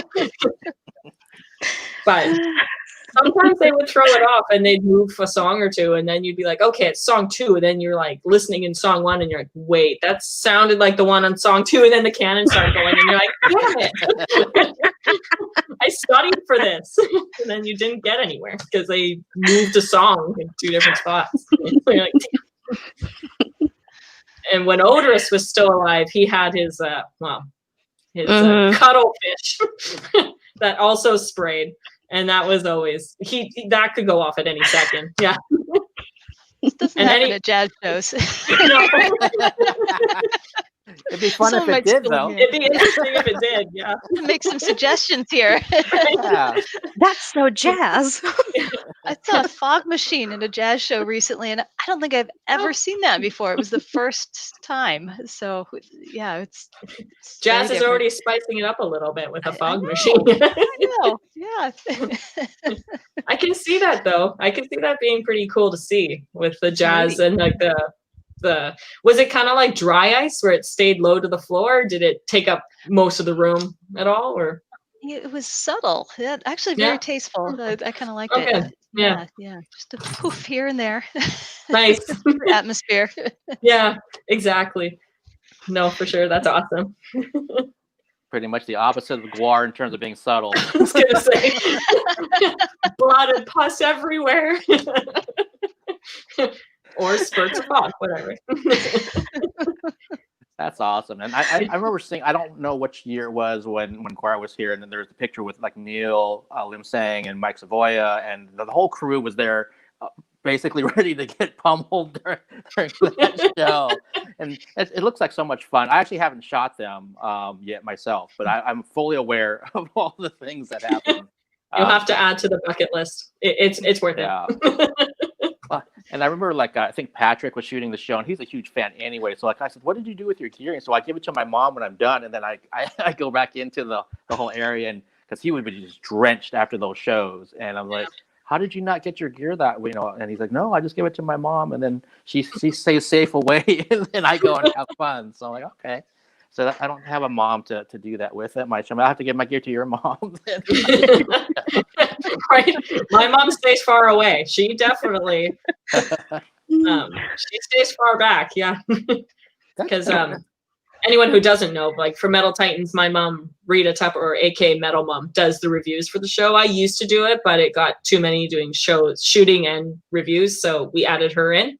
So she comes to shows. So Mark, she could be a carrier of your gear. Okay. Because she does not want to get wet or anything. She doesn't want to get sprayed with red and green, and it's not her cup of tea. I will remember that the next time they're here. Yeah. Whenever that'll be, which is kind of sad to think about. Now for the sad nostalgia moment of going, oh. Like, so Lisa brought that up that she hasn't shot a metal show. So, like, for Char and Christine, is there a genre of music that you haven't shot? Jazz would definitely be one. Although I'm trying to remember Lilith Fair in Vancouver if there were any jazz artists, because it was before Metal Titans. It was in 2009, I believe, where I did shoot musicians like Sheryl Crow, Sarah McLachlan, and a bunch of other ones. I feel silly because I have no idea who they are. They're not my musical genre. But I was assigned to it. Yeah, I was definitely assigned to it. And it was like, I just remember going with my metal vest and metal band shirts, and people would just look at me like, why is she here? Take a wrong turn. Yeah, I kind of took a wrong turn somewhere. This is my version of the wrong turn movie, where it's like I took the wrong turn. I missed that turn and missed my metal show. But yeah, no, I would definitely say like jazz or I'm trying to think. I've never shot like what's the genre I'm trying to think of? Like a pop artist. I've never shot like Lady Gaga or something like that. I've never, they would definitely be on my list. I would love to shoot musicians like Lady Gaga or Beyonce or something like that. Metal Titans isn't really the right avenue to advertise those types of artists. Sure. We may have a full riot on our metal fans' hands, but it would definitely be fun just as a photographer in general to shoot something like that. But jazz, I would say, or pop are my two that I haven't shot for sure. Okay. All right. I'm. Oh, there goes my fridge again. You guys hear that? Yeah. Yeah, Yep, that's there it my super annoying. Like, okay, You calm don't have down. Calm down. Okay, Is there a demon that lives in the fridge? it's Halloween. It is near Halloween. I'm saying. It could be possessed. I was gonna say, since I still like, I said, years ago I started shooting for David Conger for iHeart, so I shoot for just about everything. So I was at that Herbie Hancock show with Lisa, and I've shot Azuna, which is like Latin pop. I've shot Ellie Goulding. I've shot Guar. I've been to Studio 7. I shot Tony McAlpine there. I mean, it's a really, yeah, I go to the fair every year usually, so I get to shoot like Vince Gill and old school country and new school country. And like, I get really excited when I get to shoot grills, like people with grills. It looks really awesome, like the shininess. Um, and I do get a lot like, I'm like a 45-year-old mom, so I walk in there with my sweatshirt and I'm sure I get a lot of what the heck? But I don't know. I can't really think of a genre that I really haven't shot, which is kind of weird, but kind of cool. I mean, I think I told you this, Mark, that like usually I would get a slate of shows for the month and basically I would go down and it's like, am I available? That was my, number one priority is like, do I have a parent meeting that night? No. Okay. I guess I can go shoot what's his face. I can shoot so and so today. Right. And it's all kind of fun. I have fun at everything. I mean, I prefer rock. I prefer like punk a lot. Like I'm an old school punk kind of gal. So I have favorites, but I don't really split hairs when it comes to genres. Yeah, no, that's awesome that you've done so many and photographed so many different genres of music. I love that kind of thing. And well, obviously being Eclectic Arts, I like things like Right. that. I think, gosh, I don't even like for myself.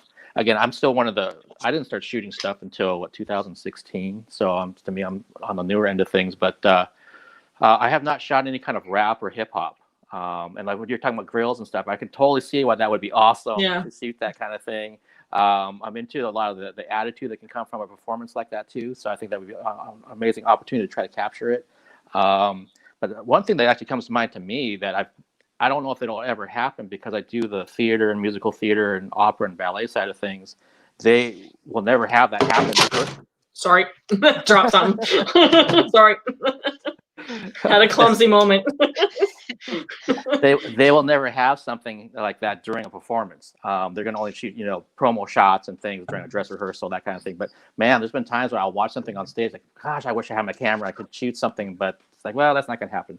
But musically, I think it's probably got to be rap and hip hop that I haven't shot and would love to shoot. So maybe I got to figure that out once, we get past all this kind of stuff, especially if it's out like at Marymore or somewhere where it's outside. That would be awesome. Oh my gosh, I actually really love shooting rap and hip hop. I like the crowds are always so into it. They just are so happy to be there. And they usually have like a DJ that warms them up and they're singing along to everything that the DJ plays, like every track. And they just get all like it makes me excited to be there, and I don't even know who's performing or what they're going to sing, and it's just great. And EDM is also another fun one because everybody gets like, I'm usually wearing my flannel or whatever, and I'm standing trying to get my photo pass, and there's all these girls walking in it. They were hardly wearing anything. It's just like, Oh, You're gonna get cold. I mean, really, it's true. And it's like February and they're going into the Soto, and I'm just like, okay, this is going to be interesting. You get to see They- all kinds of different people. sounds like the groupies that are at the metal shows. So they may have come from the metal show at Studio 7, tried to hook up with so-and-so. They're like, well, forget that. I'm just going to go down the street. It's possible. It's not that possible. far. It's walkable, maybe. Yeah. Although if they're wearing barely anything, that's a really cold February walk. I'm just going to throw that out there. Oh man, the young people can't feel cold.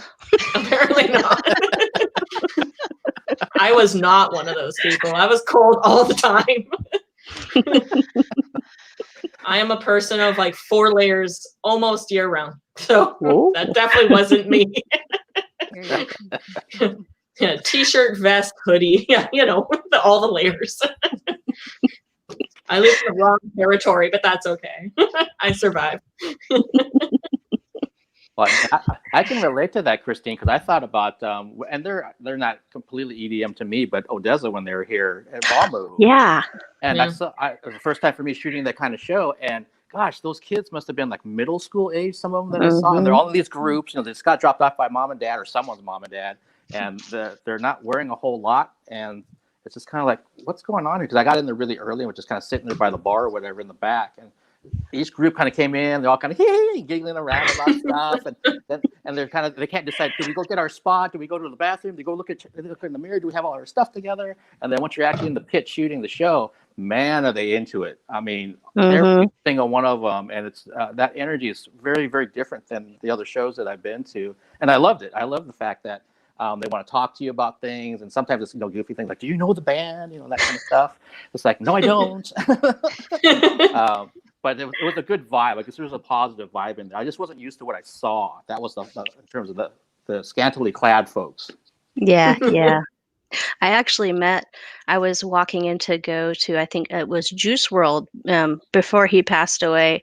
And I saw a couple of gals I went to high school with walking on the street. And I'm like, what are you guys doing here? Because I grew up in a really small town out in the mountains.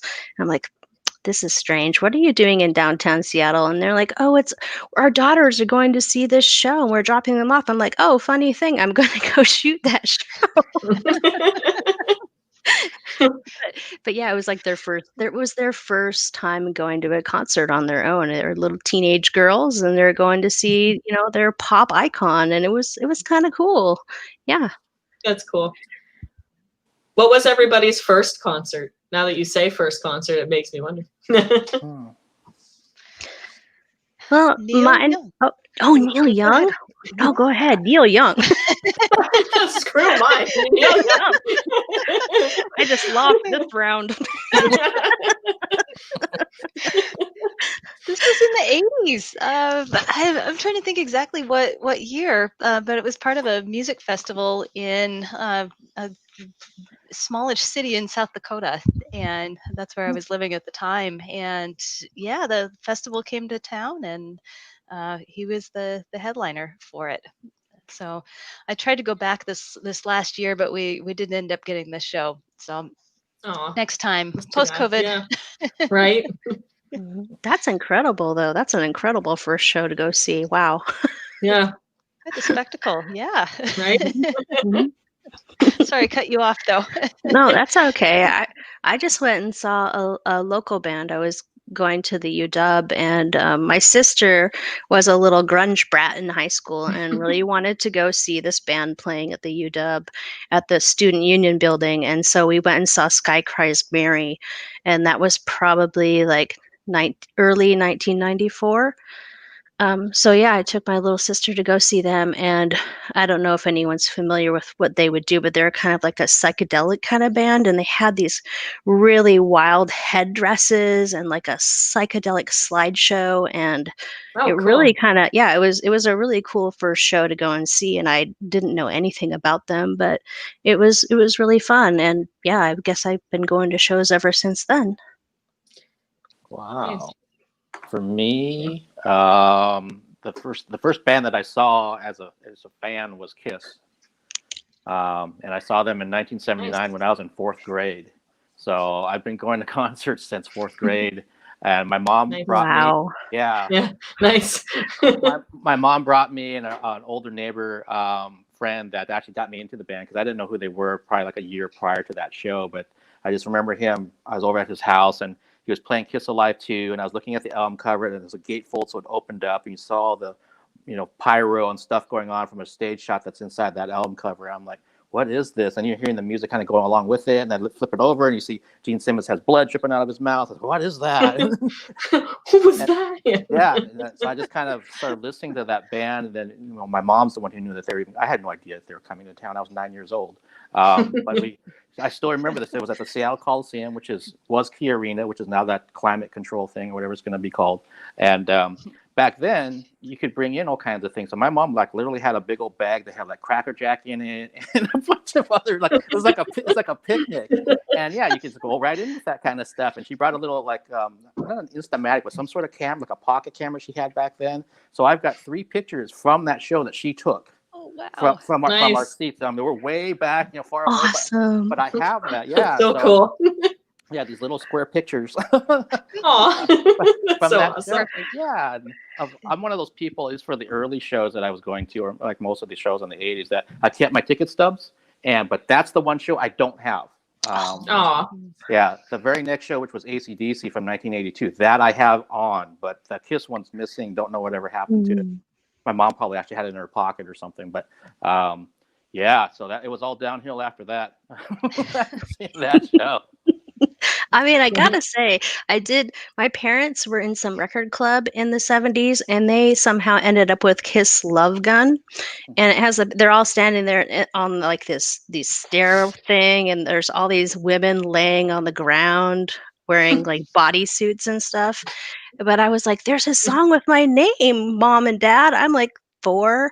It's Christine 16. Like, you gotta play this song. And I had no idea that it was about what it's about, which is like not something that a 4-year-old should ever listen to. No.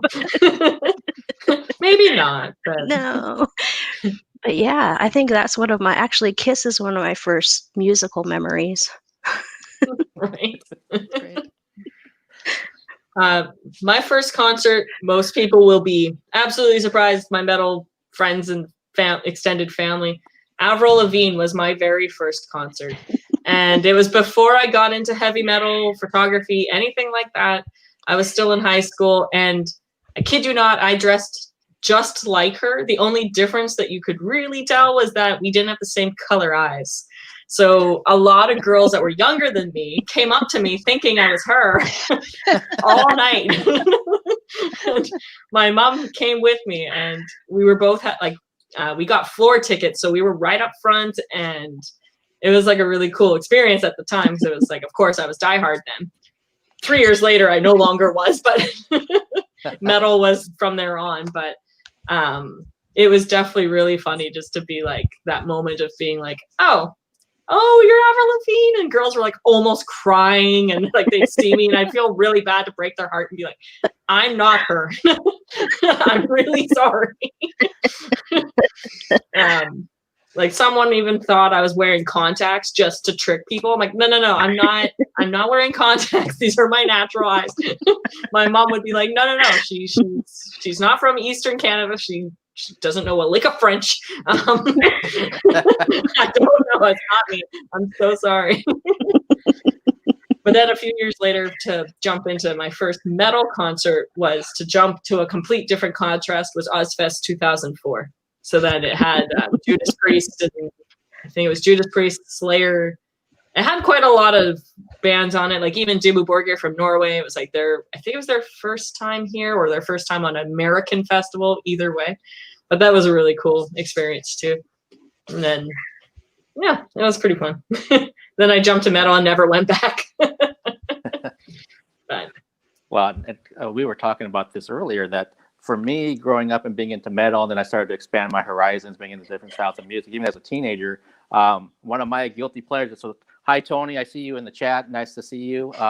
Now you have some more dirt on me that I'm going to divulge. But one of my guilty pleasures in the late 80s was Debbie Gibson. I was really into Debbie. Yeah, Christine. yeah. If you know, I mean, if you follow me on Facebook, I just bought like 2 or 3 Debbie Gibson 45s. Yeah. That's right. You had Shake Your Love and one other one I think that you had a picture of. Was it? Yeah, I have. I can get them. I can show you. Just a second. Hold that moment. Yeah. So as she gets them, I just remember walking into Mercer Arena for her first tour in 1988, Out of the Blue tour, and here I got my Monsters of Rock shirt because I'd just been to that show the night before, and all the people were kind of looking at me like, "What are you doing here?" kind of a thing. So. It's funny, you even get that at heavy metal, where like someone wears a different band genre, like different metal genres. So like there's genres within, and it's funny, people even look at each other then and go, "Why are you wearing a black metal band and you're in a power metal band?" And it's like, really, it's metal. Just don't be picky. We all converge. We're all here for the same thing. Nice. Oh yeah. Awesome. I'm a terrible 45 collector. Yeah. But it's kind of sad for me because there was a point. So I had a lot of her stuff. I had all of those singles that you just showed. I had some promotional things. I had tour books, the whole bit, T-shirts, and then I sold all of it because I was like, well, what am I going to do with this? I was trying to slim down my collection of crap that I have, and but it's times where I'm kind of like, man, I wish I had not done that, because now I'm kind of wishing I could go through it and throw it onto my stereo and listen to Shake Your Love or the 12-inch remix of Out of the Blue or something like that. Oh yeah, it's super fun. I have a lot of fun listening to like all my memories and nostalgic childhood music. It's super fun, and honestly, you can actually find all of it pretty cheap at half price books. I gotta tell you. That's a good idea. Oh man, I saw her 3 tours in a row: Out of the Blue, Electric Youth, and then Anything Is Possible. And what was cool is that the Anything Is Possible was at the Paramount, and that's before they would do the removable seats on the main floor, which they can do now. But she came out, I think it was maybe after the first song. I was there with my friend, and Debbie said in between songs, "Hey," because there was the whole pit area down there that had nobody in it, "come on down because I want to feel your energy," or she said something like that. So my friend and I looked at each other, so we went down there, and so we're watching the show from down there, and I can't remember what song it was, but even my friend saw it. She reached over people in front of me to grab my hand. That was kind of my claim to fame. So I touched her hand. We held hands for a moment. Yeah, because my friend was like, really, he was doing this thing, like he wanted to switch spots, so maybe he could grab her hand. And I was like, no. Push him in. Like, good luck. This is my spot. Oh my gosh. Yeah. Does anybody else have kind of a quote unquote guilty pleasure that maybe people aren't aware that you like artist wise? Well, I don't think a lot of people know that I like musicians like Queen or Judas Priest and stuff like that. A lot of people think I really only like the lot heavier heavy metal, like the extremes. But to be honest, I do like the stuff that influenced them, like Queen, Led Zeppelin, all those classic ones. Most people will laugh and say that I'm one of those people who does not like Lynyrd Skynyrd. And when they toured here, everyone's like, "Oh, are you going to apply?" And I'm like, "No, because I don't want to listen to it at all." It's one of those. I saw.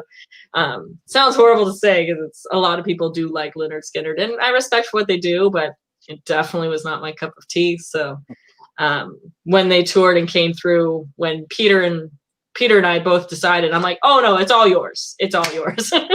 because we usually have a meeting a few times a month and say, okay, what shows are we shooting? Which one's doing which one? And when Leonard Skinner came, I'm like, that's 100% you. I don't want it. It's like, good luck. So sadly got denied for it, but it was just the humor of being like, oh no, I'm not shooting that one. Sorry. But I like to kind of journey back is like definitely like people probably don't know that I like Lady Gaga as well. I like the music, same with Michael Jackson, stuff like that. I do venture outside of metal, but a lot of people just don't know it, or I don't repost it a lot on my social medias because Metal Titans would never cover a pop artist because our outlet isn't appropriate for a pop artist. But we always kind of dwindle into the thought of jumping into like maybe Pop Titans or generally making another genre of another website. But now with COVID, that's kind of under the rug for now, but who knows? Might be something we jump into again in the future, but it'd be nice to try and do someday. That way you can cross off the non-metal bands on the checklist, because there's definitely a lot on there on my bucket list of non-metal people, but we'll see when COVID comes to an end, hopefully soon. All right, Lisa.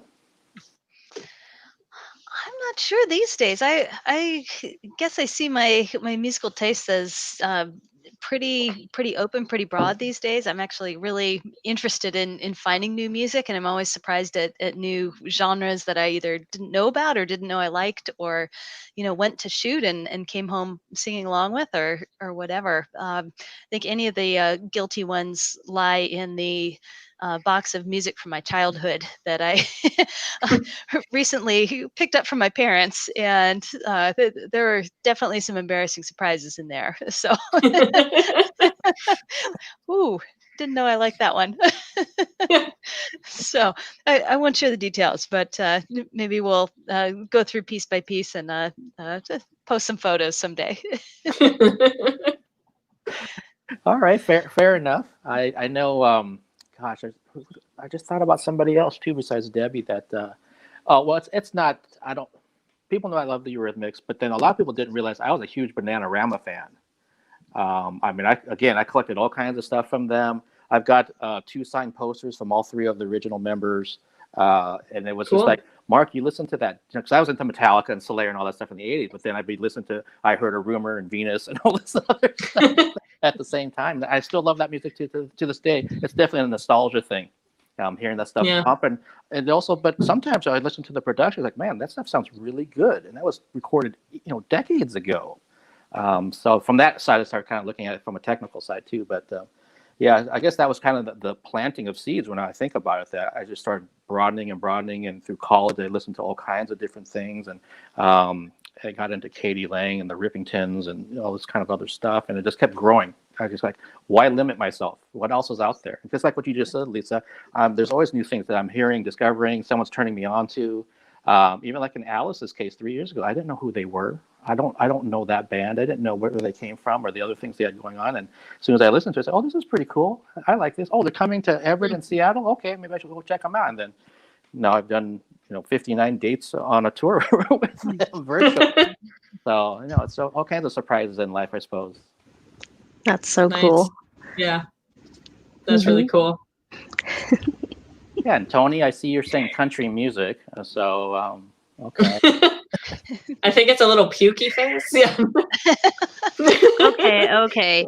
But I have to say, okay, as far as country music goes, I really, my dad grew up, well, he didn't grow up. I grew up with my dad who kind of got into new country. So I still have an affinity for like Dwight Yoakam. He's just kind of an all-around badass. But also, I really have gotten into Sturgill Simpson. He's kind of like psych country, but he kind of has an old Waylon Jennings kind of a sound. So I don't generally listen to a lot of country, but there are a few that are kind of worth your while, I would say. Yeah. Okay, yeah, and I understand, especially when the big kind of crossover wave happened, like with Faith Hill and those kind of people, that I still like some of that stuff. To me, it still sounded good, but then I understand why people don't like it. I liked Ronnie Millsap. I was into his stuff. Oh yeah. Some other kind of people from that that '80s era. Night Stalker. I'm still into country, but '80s and '90s. Okay, yeah, cool. No, good and good to see you too. Just I don't want to be rude here that you joined the chat. So a couple people from the Alice tour that have kind of moved over here to see what we're up to. Yeah, is there? Have you? No, my question was going to be: have you ever turned down a gig, an opportunity to shoot somebody or cover a show that you wish you had not turned down? Oh, that is a good question. I don't personally, like, from a metal standpoint, I've actually mostly photographed a lot of the bands that have ever been on a bucket list of mine or anything like that. Ones that I definitely wish I got, because unfortunately they're such a high demand. Like Queen is one I've applied for 3 times now, and I've been denied each time. So it's definitely one I wish I could get. Especially when you get so close and you get to management, you get to like talk to them personally and everything, and then no. But at this point, I can't think of any. Maybe Lynyrd Skynyrd. Maybe down the road I'll regret not applying for Lynyrd Skynyrd. But I don't really see that one happening. But there are definitely shows that I was like, I wish I could have even applied for it. Like my favorite band, Behemoth, did a live stream, and I knew the chance of ever photographing it was impossible because travel is like little to none. But to be like a fly on the wall with a tiny, tiny little camera just to take pictures of it, because it was such a theatrical, cool experience that I was just like, oh, pictures of this would have been amazing with fire and an old church. And it was just really cool. So that would be something that I almost wish I lived in Poland for, just so I could have said to them, hey guys, I'll take pictures for you. But unfortunately, I'm a little further away than Poland. So that would be a regret that I don't live closer, I guess, in that sense. But so far, I haven't said no to something that I'm like, I haven't said no to something that I regret at this point. But I'm still early on in my career, so that may or may not come down the road. All right. Lisa or Christine? Guar. Quar. Y'all have sold me on it. So, next time, I'll be there in the front row. you and me, Lisa, since I haven't shot them yet either. Deal. They're gonna push us up front, I think. Yeah. When we all unite in the pit, you guys are going front and center. No pressure. No. I think it's called a human shield. Yeah. Christine and I won't get covered at all because we'll have Lisa and Mark blocking us. We'll be like, woohoo! We'll shoot between their heads and be like, okay, we're fine. Nice. Then, like, that'll be our baptism. yeah. Most metal baptism of all time. Or gruesome. I don't really know which way to go with that, but I mean, I guess I don't really have a lot of real regrets. There are bands that I like really love, and I love as people because I shoot a lot of local music. So I guess I always feel guilty when I'm have to shoot something else. And I think that there are times when I'm like I think at the Herbie Hancock show, Lisa, I shot those first songs, and then I totally like got in my car and like raced up the freeway to Everett to go to my little venue and see my friends play. So I'm always kind of like when I have the chance to see the people that I know and love play the music that they love to play, like I always want to be there. But I will say, don't worry about shooting Lynyrd Skynyrd. Don't worry. I had a feeling, even just like from the musical listening to standpoint, that I would never regret the feeling. No, their tour manager, like I had a really hard time with. I had to shoot them at Emerald Queen Casino down south in Tacoma, Fife, and there was some sort of miscommunication, and their manager was like super cranky. And like basically like had his hand on my shoulder the whole time and like was like moving me and like telling me where to shoot. So my story is titled 30 Seconds of Lynyrd Skynyrd because that's all of the time that he gave me. Oh my God. Wow. So, you know, yeah. Probably really only need 30 seconds. It sounds horrible, but there are some bands that they're just so boring. They don't do anything that you're like, 30 seconds was plenty. I got the Get a shots. shot. Yeah. I Yeah. mean, yeah, that's my job. So, Right. yeah. And then he took my shoulders and steered me right out the door. My God. Oh, yeah. Yeah, It's a that long drive for 30 Is that not like- seconds. I Yeah. know. Right? Yeah. Yeah, I live up near Mark, so yeah, it's a long drive, but you know, Yeah. it's a living or not.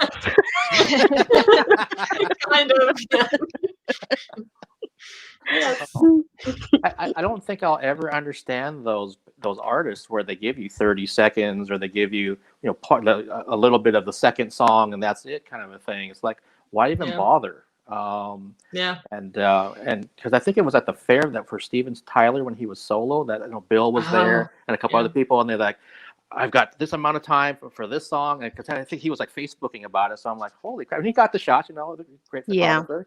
But it's at the same time, I'm like, man, you could have been maybe somewhere else doing that, but we don't have any say over that kind of thing. We just do whatever they tell us, and you kind of go from there. But I do kind of think about that 30 seconds.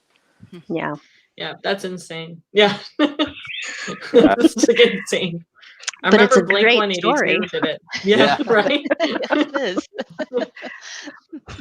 They did that for Blink-182. I think they had it was 2 songs, but one of the songs was only a minute long. So you really only had 6 minutes overall at the very, very most. So it was challenging, but at least you were still from the photo pit. I think for Steve Tyler, if I remember that scenario correctly, it was from the back. You couldn't even shoot Steve Tyler from the front. So it's imagine 30 seconds from the back. That's so boring on so many levels. So uncreative in any way or form, in my opinion. But yeah, I'm almost positive it was from the back from what Bill had said or posted or something like that. yeah. And there was a couple other local photographers that we all know. I forget which names were there, but yeah, all the same type of thing. Right back to Yeah, I think Mike. Yeah, probably in front of the soundboard, and then they go eat an elephant ear afterwards, whatever. Yeah, right. And done. Oh gosh. Probably got home at a decent time because you didn't really have to be there for very long. Yeah. For myself, that wouldn't have been a drive I would have made for 30 seconds. I'm not driving from Vancouver, BC for 30 seconds. I'm sorry, Steve Tyler, but it's not happening. And he is on the list. He's on the list, but not for 30 seconds. Wow. I'm just kind of curious, off the top of your head, what have been some of your favorite shows to shoot? What just kind of comes to mind? I love that show or that experience. Ooh, well, Metallica for sure. Pyro, big, huge stage, you name it. They had pretty much everything. I even got a cardio workout shooting Metallica because of the design of the photo pit is so long and so windy and they all move so much. You would think because they're older, they'd slow down. They haven't slowed down at all. So they're ripping and roaring, they're jumping and all that stuff. And Lars is throwing his arms in the drum kit, and it's really cool. Another one would be Ghost from Sweden. They're really cool to photograph. They've got the guitar and the drums. They all have the masks with no expression, and they're reflective, so they really pick up light and everything really well. And they've just got the clergy kind of outfits, and then the Papa's got the priest outfit. It's just really cool. They've really grown in the last few years, so they have more backdrop, more everything. So it's really cool to shoot them too. I apply for them every time. Okay, awesome. Yeah. Oh, I guess I'll go. Rock, paper, scissors. Yeah. I definitely have an affinity with Thunder Pussy, as you may have heard. So, getting to shoot them anywhere and everywhere is just a joy for me. Again, I have a personal connection. So, and also I really love the story element that's kind of emerged over the years because they were one of the first bands that I actually shot, and so I've been able. They've invited me to come in and spend time with them, and there's something to be said for shooting the same people over and over again and really getting to know how they move, how they play the guitar, how they play a song, and knowing what might be coming, engaging that, but also just like hanging out, and they let me come backstage and photograph them back there, or we ride in their van. So that's just been like a real joy to be able to tell their story. I didn't ever think that that would be something that I would be able to do. So I really, really like enjoy that a lot. And I feel really honored that I get to be able to do that.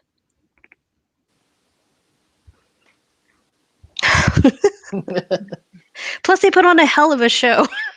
I've actually never seen them, so it's something that, with you guys talking about it back and forth, it'll be added to my list as well to shoot Thunder Pussy. Yeah, I've shot them up in Vancouver, so they do make it up there from time to time. Yeah, my website partner Peter, I know he shot them, but I'm usually shooting a different show.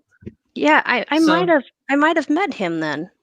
Probably. Usually wears a ball cap, says Metal Titans on the back, or lately it's just been other like sports teams and stuff, whatever. But yeah, he shoots a lot of the little less heavy metal stuff. I shoot the more extreme stuff because that's my cup of tea. But yeah.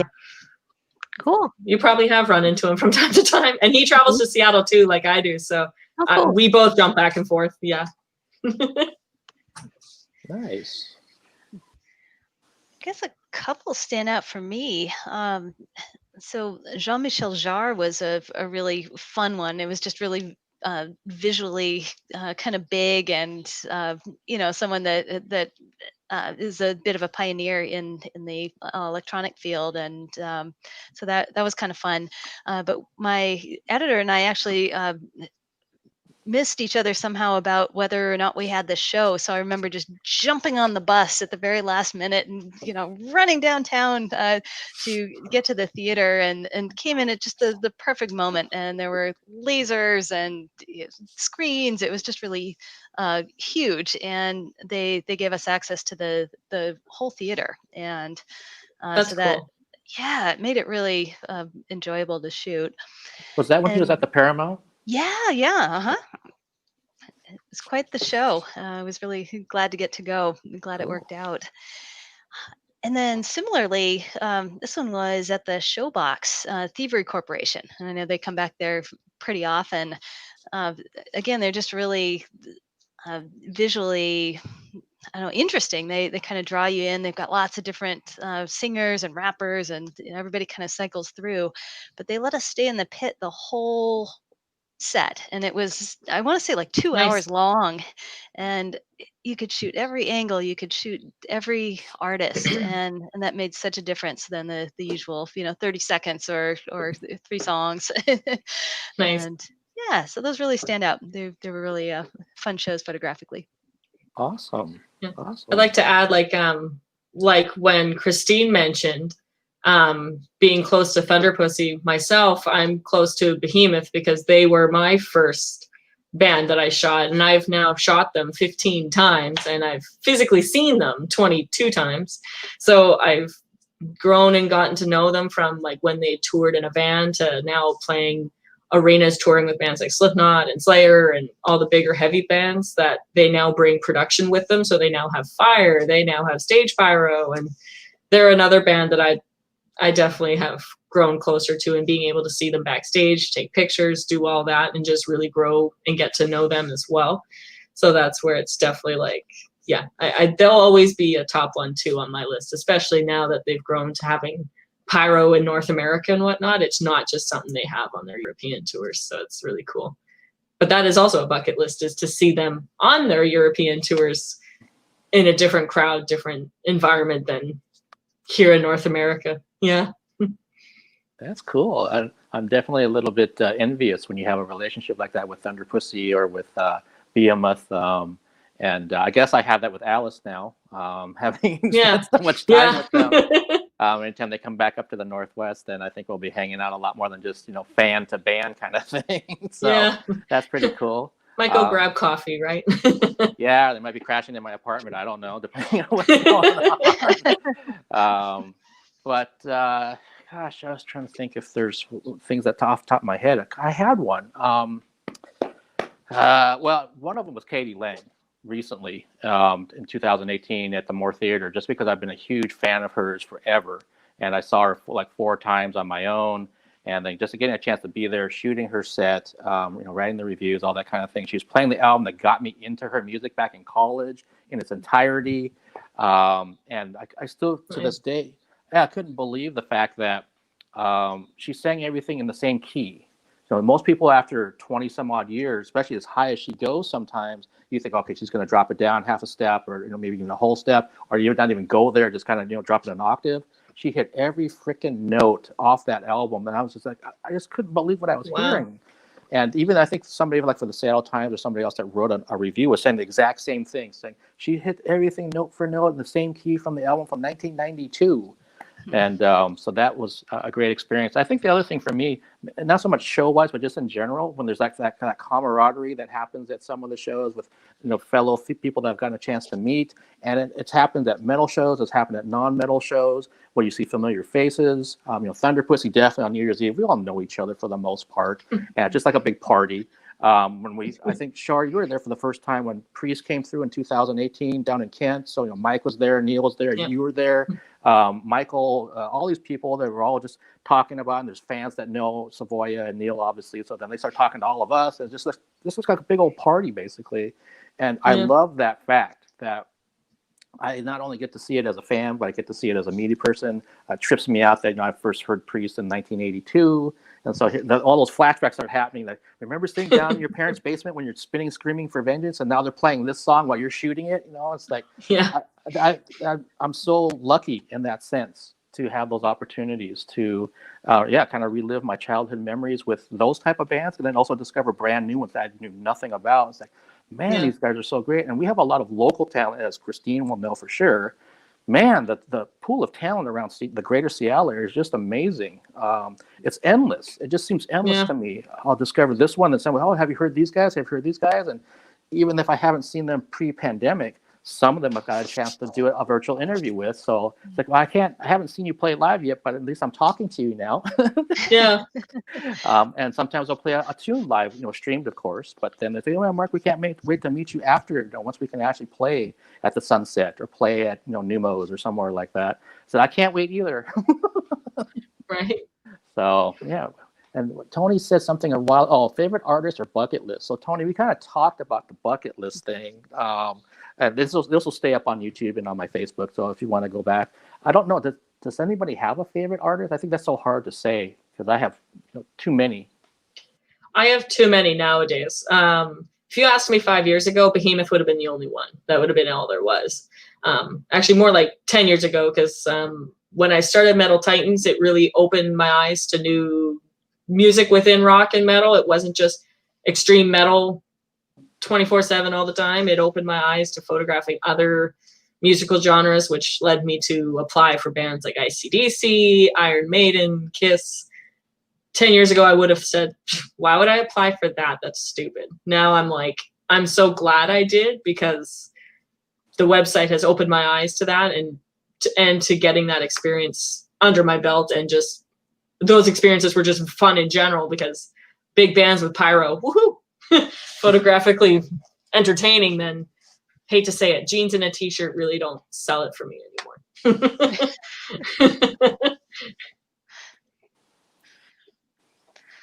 I don't just have one. I'm afraid. Yeah, I can't even narrow down a genre, but I feel lucky to like things across so many different genres. And I think it's important to keep sampling new stuff too.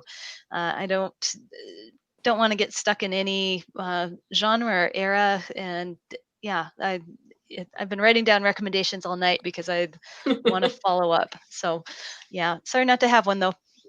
Okay. I guess I kind of have a forever band, what I guess you'd call like your favorite or my favorite. I actually named my photography business after an album that my favorite band, Throwing Muses, put out, Housetornado. That's a band that has women in it, that were moms. We kind of, they're a little bit older than I was, and so they got married, but also just like women playing awesome, intense music, rock music, but female music.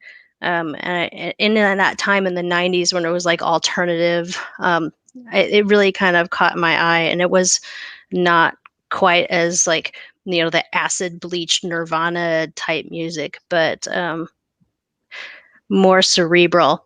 And they've been putting out albums ever since like 1986, and they just put out a new one, and it's sitting on the floor right over there, and it's another great one. So I just stick by them, and they're constantly evolving, and really accomplished musicians as well. But yeah, I love new music as well. I think, Mark, I told you about Frankie and the Witch Fingers from LA. They're that psychedelic kind of King Gizzard and the Lizard Wizard style of music. I really wasn't into that and didn't know about it until I saw them last year performing just out of the blue at a festival, and I was like, whoa. And my husband bought the album, and he got really into it, and he got me into it. And so now it's like, oh, we just like rock out in the house, and my kids get really mad because like, why do you have to listen to this so loud? I'm like, well, because it's awesome. But Loud is the only way. I know, right? No matter what genre, that applies to all. Right. And then I love all the music and musicians from Everett. So Oliver Elf Army, I'm really good friends with them, and they write super funny, political, historical, just kind of post-pop punk type stuff, and they're really good. And Bad Optics, they are post-punk and really difficult, complex, but also politically motivated music that I really get into. So there's a lot out there. I mean, I don't think I'll ever stop loving music, and I'll always find new stuff, but I always have my old standbys. Yeah, no. I'm in the same boat there too. Yeah, Mhm. I always have my standbys, but I always love to go on and just discover new stuff that's out there. Mhm. Yeah. Yeah, I think for myself, well, I guess one of the newer bands I got into, when was that? 2015, is a punk band called Cancer Slug. I'm actually wearing their shirt now. I just realized I'm wearing their shirt right now. Nice. Alex Story, it's his band. They started in like late 1999 from Alabama, and he grew up with the Misfits and Dead Kennedys, Black Flag, all that kind of thing. So that's the type of stuff that they do. It's old school punk. And he sings for Doyle's solo project. And I've met Alex a few times, and he's if he likes you, you're in for life. If he hates you, watch out.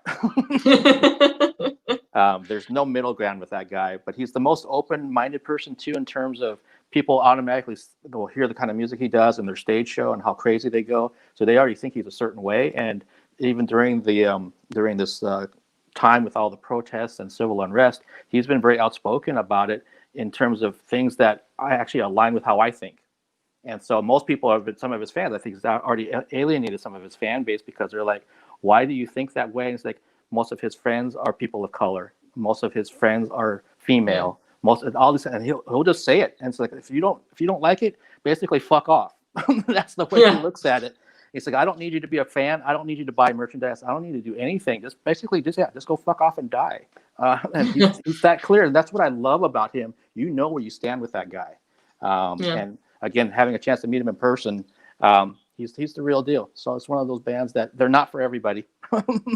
They're not mainstream for a reason. But I do love them. But if I have my standbys, like, what was I just throwing on? Oh, well, I've already mentioned the Eurythmics, but I was also listening to, I'll always love AC/DC. There's something about the three chords, and I grew up with it, but it just makes me feel good. So even like with their new album coming out next month, hearing that little snippet of Shot in the Dark that's coming out, typically I wouldn't really be that jazzed about new stuff, but because of what we're in, the times that we're in right now, man, it makes me feel good. It makes me feel comfortable. It makes me feel like, yes, there's something that I love that's coming back and having something new out there. And I don't think that'll ever change. And Angus has got to be in his 60s now at least. I think Brian Johnson's maybe 70 or 71. But yeah, it's still like, yeah, it makes me feel good, and I don't think that'll never change. So more power to those guys. Yeah. Okay, so Cancer Slug is a great band name. Have you guys ever heard of Gaytheist out of Portland? Yeah. They are super No. they're hardcore and hilarious, and just like the lead singer dresses in like golfing clothes and like the cap and has suspenders, but they play this like awesome hardcore punk. Super great. They just put out an album. I think it's called How Long Have I Been on Fire? And it's like their best album ever. I was just blown away. Like, yeah, if you get a chance to listen to that, Gaytheist. Yeah, Gaytheist. I'll have to listen to that. Yeah, I don't know a lot about the local scenes for metal and stuff, or like Seattle and stuff. Like I know there's a lot there. I just don't hear it very much because Vancouver's a lot smaller in that sense. Like for local bands, there's a lot, but it's not usually my cup of tea because a lot of them sounds horrible. A lot of them repeat what they sound like, so a lot of them have the same niche, and you're just like, guys, just because this is popular, don't jump on the bandwagon. Don't all jump on it. Some of you got to branch out a little bit to make yourself stand out to become more successful. Yeah. And there's a small handful that have done it, and that's good for them. I'm proud of them for it, but it's such a small percentage that jump out beyond the comfort level of what Vancouver fans are like, or what they jump into. A lot of them stayed within that same death metal niche or something. And you're like, okay, we can't all be death metal. Someone has to jump from the fence. Someone jump from the line. Someone be power metal or something. Yeah. And there's a few that did jump into it in the last couple of years, and they've really helped broaden the sea of Vancouver bands a little bit. They're slowly getting the idea, in my opinion. But cool. Well, I wanted to not wrap this up yet, but I wanted to ask this question that will kind of maybe get us to wrapping it up. What do you guys think things are going to be like when stuff starts coming back? What's it going to look like next year? Just your kind of thoughts or opinions. Well, for metal, I would say a lot of the European bands have started touring in Europe a little bit from what I've seen my friends showcase and whatnot. Every country has done it a little differently. Some have done little segregated sections where like you and 5 friends can go in there, drink your beers, do whatever. But you can't like go moshing all over the place. You can't just moshing. I think it's unfortunately for metal fans is going to be a thing of the past for a very long time because it's sweat and spit and stuff, and you're all inches from each other, pushing each other and kicking each other. And then some places in the Europe have just left it to limiting how many people are in the venue at a time. So some bands have said what seems to work, what doesn't work, but then some tours have gotten canceled because some countries haven't figured it out. So I think it's a little early to say, but I have a strong feeling I like the idea of having people in sections and almost having like just keeping it very narrow, or like in a theater with seats, you could do like kind of like when you go to the theater and you can, I don't know if it's like this in the US movie theaters, but in Canadian Cineplex movie theaters, you can actually pre-buy a seat. So then you could do that with you and your friends at a music theater, and then actually pick the seats you want. And then they would see that, okay, this group is 5 people. So then close off 4 seats and then do it again. So you can still maintain social distance, but stay within your group. So it'd be really interesting to see when this all comes around, what ends up being the final verdict of what happens. But I personally like the idea of people in sections on a floor. That just seems to be the more logical approach, but who knows? Who knows? I thought we were all getting bubbles. I don't know if it'll be practical. I think for jazz, for better or for worse, the shows tend to be smaller in size. So I think those will probably come back before a lot of the rock shows. But Yeah, I think it'll still be strange for a while. I bet they'll do plenty of spacing and maybe have more seatings, but fewer people. Uh, yeah, I don't know exactly what it'll look like, but I think it'll be a while before we're back to, big shows. The Yeah. Paramount, it's probably not for a while, unfortunately. Yeah. Not arena shows probably either, but Yeah. Those yeah, will probably be a while. Yeah. yeah, definitely. But I'm also glad that we have live streams in the meantime, and I Yeah. think it's so important to support the scene now, so that we have one later. I know there's been a big push in Seattle toward supporting venues, supporting musicians, supporting everybody who supports them. It's just such a Yeah. huge part of our scene here. So, yeah, hoping for the best. Mm-hmm. Christine? Yeah, I guess I feel a little curmudgeonly about it. I mean, I have 3 kids, and 2 of them are in high school, and it's looking like they won't even be going to high school this year. I mean, not in person, as far as I can tell. I mean, that might change, but things aren't looking so good. So I figure, well, if my kids can't be in a classroom, then definitely you're not going to see any smaller shows because I mean, it's all kind of, I mean, as much as everybody wants it, there's like also that financial kind of tipping point. So you Yeah. have to be able to make enough money to support the band, to support the venue, and all of the things that go along with that. And so I don't know. I don't like feeling like a curmudgeon, but I just don't know when that sort of thing where it will tip, where you can have enough people to be able to make the profit that you need to do. Yeah. I That's kind of very think, true. yeah, like larger rooms might have a better chance, but then again, those venues cost a lot more to run a show there, so it's really tricky for me, and I'm not like a music economist or anything, so I can't say.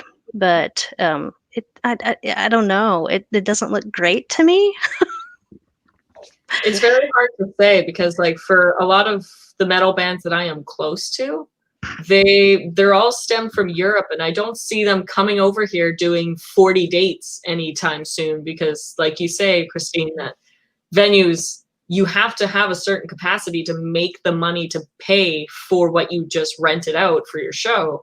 So a lot of my metal bands don't fill the shop, right? They don't fill it up. So now what happens if you cut that in half? Now you have even less, and you have to charge quadruple amount on your merch just to break even, which, and then you think of all your flights from like Poland, for example, your flights, getting your gear here, getting your pyro here, getting everything, your crew. It's the cost is totally outweighing the benefit of playing here. So for them, I can see them staying in Europe for another 2 years before they even think of coming over. But for the North American bands, I can see it happening quicker, that they get the scene up and going. But for the European bands that a lot of my friends and extended family love, I don't see them coming anytime soon. And like I'm wearing a band called Powerwolf. They didn't even tour here before the pandemic. So now with the pandemic, we don't have a hope in them ever coming here. I don't think so. So certain bands like that may have considered it now won't consider it because they're like, no, I make more money staying home, so I'm just going to stay home. And then now they're like, well, you have a pandemic, and I'm not going to make money, so I'll just stay healthy and make money back at home. Like it's just unfortunate. Yeah. I mean, I definitely have been increasing my rock shirt collection and my vinyl collection. So, those Bandcamp days where the artists get 100% of the proceeds, I've been supporting Black artists in this time, and just, anytime I can throw down some cash, I'm thankful to live in a stable home and with a stable family, and we can support where we can. But yeah, I don't know about drinks because I don't know about a bunch of toasty people who need to stay apart from each other. That'd be tricky. I love drinking at a show, but Right. Yeah, I it's- work at a hospital, so I want people to stay as far apart as possible for a while, Right. until it clears up a little. Mhm. My sister-in-law is a nurse, and I can sympathize with that same thing too. That it's just like we need to all stay away for a while. Like keep some distance. Yeah, wear a mask. You know. Yeah. Yep. Mhm. Yeah, no, I agree. It's all everything that all three of you said is really true. That, and I've talked with the guests on the Alice tour too. That we're going to lose venues. We already have. Do the promoters have the means and the finances to do these kind of things? And it's really probably going to start locally, wherever you happen to be. That's where the first live stuff's probably going to happen. Maybe by summertime, when they can be outdoors on a small scale. And then you start talking about club bands, theater bands, arena. Yeah, some of that stuff, it's not coming back for a long while. But the opportunity for those local bands then, or those local artists, to get out there, maybe get that audience instead of having to compete with, on a Friday or Saturday night in the summer in Seattle. You can go to any venue and there's some kind of live music going on. A lot of that won't be happening. So, maybe your audience will grow. Maybe you'll get something from it. But yeah, it's so hard to kind of figure that out. And as we just said, none of us know exactly what's going to happen. But in the meantime, you keep supporting, like Christine was saying, you're buying merch and you're buying things and watching live streams, like Lisa said. And when Alice goes touring again, it's going to be legendary. Yes, Captain Blackwood, it will be legendary. And I hope that they, again, get a chance to do that. I think for those that are in California, they'll get the first shot to see them locally. For me up here in Seattle, maybe eventually being West Coast. But you're not as far, right? You're pretty close. It's not as bad of a drive. A tour bus drive. And like Christine was saying, that whole thing, where's the tipping point of where people can still profit and everything kind of works? And right now there's too many variables that aren't going to be answered yet, and let alone the safety aspect of it, period, for anybody being there. So we'll just have to hope for the best and kind of go from there. But hey, I wanted to thank everybody, Lisa, Christine, Char, for taking the time to do this Fun Table number 12. Thank you. It's been fun. Thank you. Great, thanks. It's great talking with all of you and just kind of shooting the breeze. And this whole concept started in the second leg of the Alice tour, and it was just something that brings some people back. It wasn't some grand plan like, I think I'm going to do 20 of these or something, and we're going to have one that goes 3.5 hours, which we did like 3 weeks ago. It's been more like, and it's nice to connect with people, especially like folks that I don't get a chance to see normally. So I get to see them virtually, and if I want, I can go back and look at it again and get some warm fuzzies and all that kind of thing too. So I hope all three of you stay safe, keep that attitude in check as much as you can in terms of being positive. We all have our days. No one's at their best right now. We all know that. So I try to have a little bit more grace, a little bit more patience when I can, but sometimes it's tough. So, stay off social media when you need to, and, just kind of forward, and hopefully I get a chance to see all of you in person sooner than later. Yeah. Look forward to it. Oh, yeah. My friend Arlene says she loves seeing female music photographers, other ones. Yeah. So that was really nice. Thanks, Arlene. Yeah. Thank you, Arlene. Yeah. We're a rare breed. Female photographers are very, very small, especially at least for Vancouver, BC. Seattle, there's definitely more, but it's still a very small number. We lurk in the shadows. And thanks, Tony. I see that Tony says he's following all of you on Instagram now. He's also a photographer over in Pittsburgh. Oh, awesome. And Captain Thanks, Blackwood. Thank you. Yeah, Captain Blackwood, thank you for tuning in. And anyone else that's kind of been lurking in the shadows, thank you for checking things out. And maybe we'll get a chance to do this again, because I don't see these fun tables stopping anytime soon. Oh, yeah. All right. Have a good night, everybody. You too. Good night. Thank you. you. Good night. Thank you. Bye.